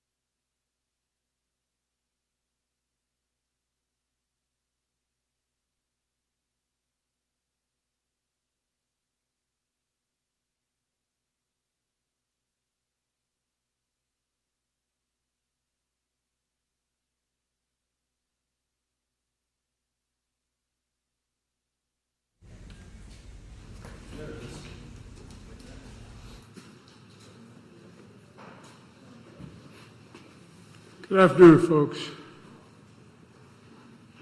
Mayor Conway, thank you for the welcome, but more importantly, for your leadership. I really mean it. We talked outside there. Thank you, sir. You've been through hell. And I also want to thank the EPA administrator here with me, EPA Administrator Regan, as well. We just concluded a briefing about the Herculean efforts, and that's not a hyperbole, the Herculean efforts that were made in the year since this tragedy. But what's happening in the morning, the evening of, and the next day, and the weeks and following is amazing. It's absolutely amazing what this community rose to. You know, I want to thank the folks of East Palestine to know, I want them to understand that we're not going home no matter what till this job is done. And it's not done yet. There's a lot more to do. The vast majority has been done. But we're going to stay to the very end. Every need is met. And we continue to hold Norfolk Southern accountable, make sure they make your community whole now and in the future. And what they do not make whole, what they cannot make whole, what isn't made, the government will make whole. We have an obligation. We have an obligation. I can already see this derailment won't define you. It just, it defines you in a different way. Your courage, your resilience to this community, and the compassion that you've shown for all your fellow citizens. Let me be clear. While there are acts of God, this was an act of greed that was 100% preventable. Let me say it again. An act of greed that was 100% preventable. We were pushing the railroads to take more precautions, to deal with braking, to deal with a whole range of things that were not dealt with. Norfolk Southern failed its responsibility. We know multi-million-dollar railroad companies transporting toxic chemicals have a responsibility to do it safely. And again, Norfolk Southern failed. My administration was on the ground within hours, working closely with the governor, the mayor, the senators, the House members, community leaders, to make sure you have everything you need. My administration ordered Norfolk Southern to clean up the mess it created and ensure it was done right. That includes an executive order I signed to continue our priority to hold Norfolk Southern fully accountable for this disaster and any long-term effects that are able to be identified as time goes on. Not just here, but also in Darlington, Pennsylvania, where I just visited an hour or so ago. Working with the state, we've tested the air, the water, the soil quality, deployed teams of health experts, provided emergency loans for local businesses. But it's not done yet. There's more to do. Today, I'm announcing the award of 6 National Institutes of Health grants to some of America's best research universities to study the short and long-term impacts of what happened here. That includes just north of here, Case Western University. So you'll have a top researcher with you as long as you need, as long as it has to go on. I also want to restate my support for the bipartisan rail safety bill. Senator Brown, Senator Vance, and the congressman from Pennsylvania and others require stronger protective measures when trains are carrying hazardous waste. Storage tank cars. We argued about this for years. They should be stronger. They should be able to survive crashes without exploding. Undated brakes that meet higher safety standards. The fact of the matter is there was a lot of discussion ahead of time before this occurred about the safety of the braking systems of many of these railroads, trains. More staffing on trains so that there are more people to respond immediately to a crash and to do so much more in relation to the safety of the transportation. And it's important that the Senate follow the House and pass the tax reform bill, which makes sure that folks who don't get hit with a surprise tax bill, for compensation owed them by the railroad. That's not taxable income to them. We've got to make sure that that occurs, that no one is taxed for anything that is reimbursed or received from Norfolk Southern. It's not right. I support this tax reform bill, and we got to get it done. All told, we have done in 1 year what would typically take many years, and we're going to keep going. Like I said, your compassion and resilience of the leadership of this community and the people of this community, the courage of your firefighters, law enforcement officers, first responders who run into danger to save others, they deserve the care and resources we owe them to be followed and their health needs followed as well. Because that's what we do. It doesn't matter if you're a Democrat or Republican or Independent. What matters is we're all Americans. Everyone. We look out for one another. We leave no one behind, and we come back stronger than before. That's what you're doing here. That's what's happening right here in this community.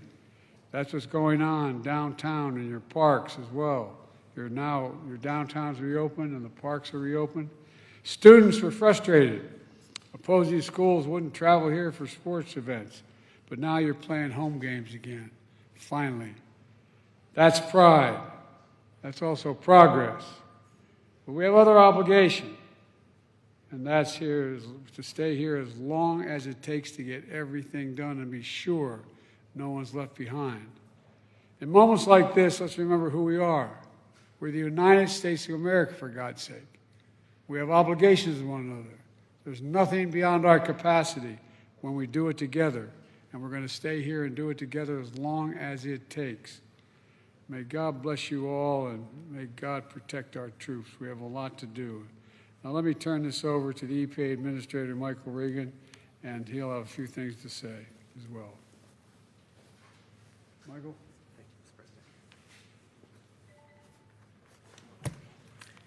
Good afternoon, everyone. It's an honor to join President Biden here in East Palestine today, a community that embodies strength, resilience, hope, and progress.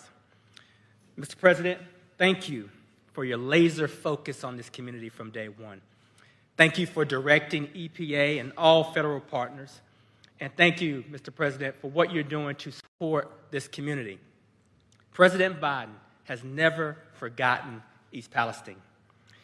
Mayor Conaway, thank you for being here with us. It is because of Mayor Conaway's leadership and tenacity that East Palestine is well on its way to full restoration. It's been a year since a Norfolk Southern freight train carrying hazardous chemicals derailed, releasing toxins into the environment and upending countless lives. For many, it's been a year of fear, uncertainty, and disarray. While we recognize times have been challenging, thanks to President Biden's strong leadership, this administration has stood shoulder to shoulder with East Palestine every single day since last February. Immediately after the disaster, the president vowed to hold Norfolk Southern accountable. And he committed to mobilizing a whole-of-government approach, using every tool available to assist the people of this community during the time of need. I'm grateful to work for a president who cares deeply about a community and stays true to his word.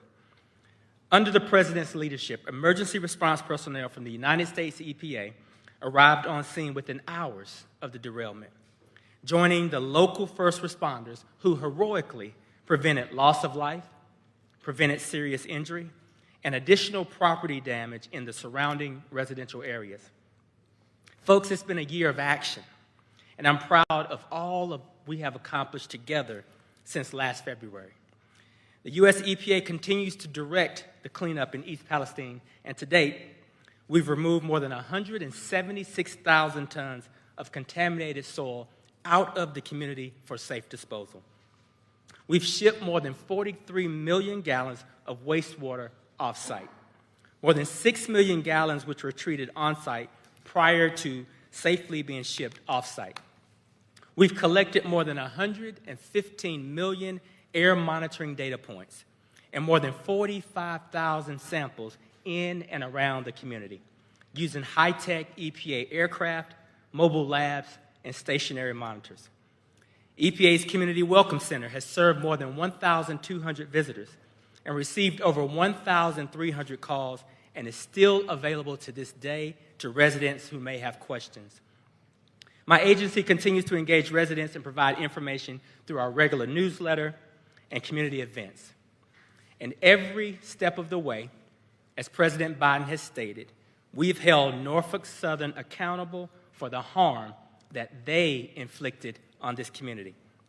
We have leveraged every enforcement tool available to EPA against Norfolk Southern to ensure that they complete and they pay for the extensive cleanup activities conducted over the last year.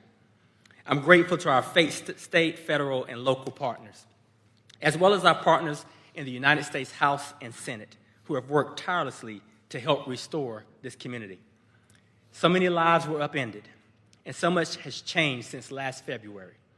But I've seen firsthand the strength, and I've seen firsthand the resilience of East Palestine. And I'm certain you all are well on your way to bouncing back to be stronger than ever before. And now it's my pleasure to turn things over to Mayor Conaway.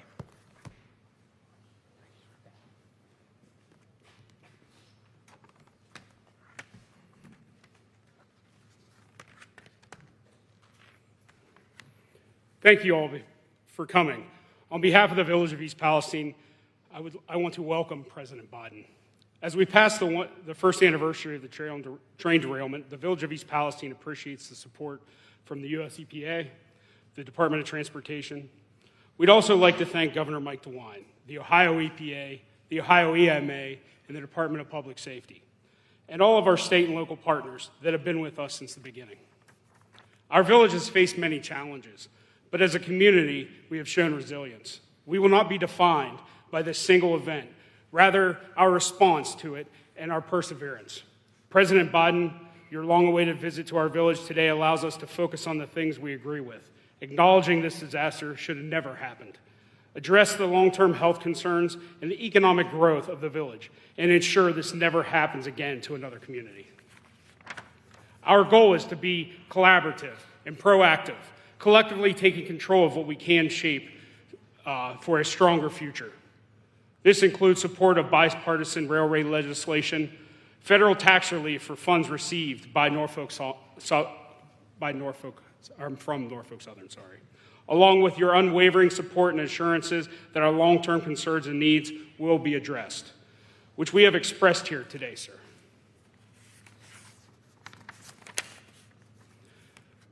We will not stop working, though. We will continuously strive to improve, not relying on just external aid, but on each other and our own efforts to elevate the village. We are committed to seizing every opportunity for growth, enhancing our community's strength, resilience through initiative and perseverance. Here in East Palestine, we are rooted in pride, tradition, and unwavering in our drive for progress and to determine the outcome of any obstacle. I thank you all for coming here today, and God bless East Palestine and the United States.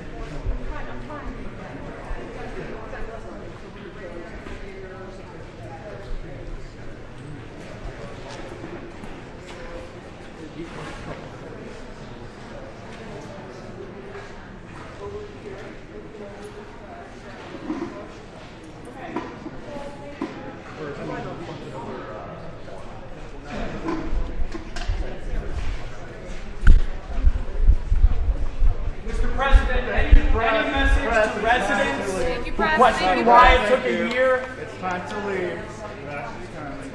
Any message to residents who question why it took a year? We are leaving.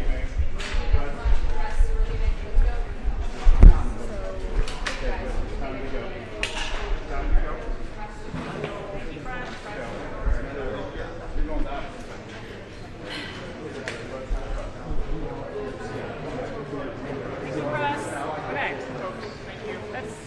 everyone. This is no longer Thank you, Chris.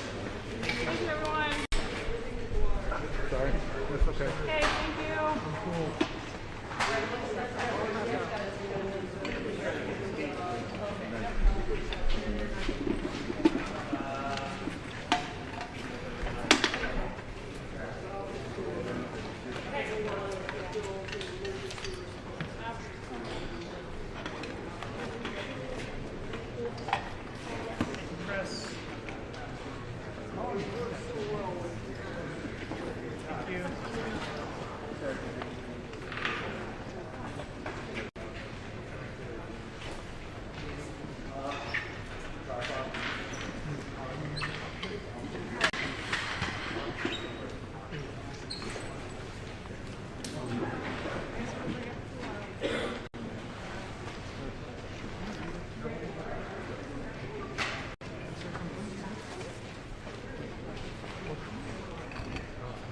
I guess just pull it and see what happens. But I mean, I want to. Oh, what should I do then? Where is that lady?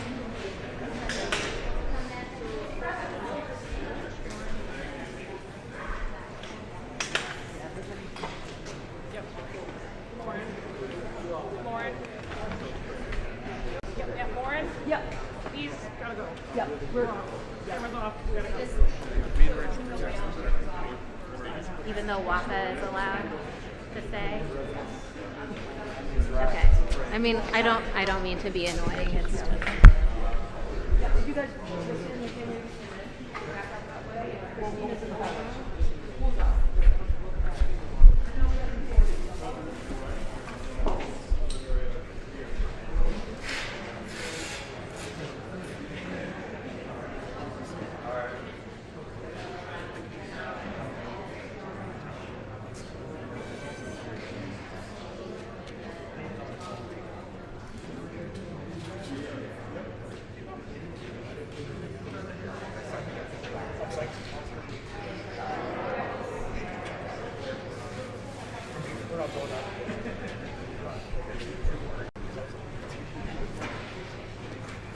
Huh?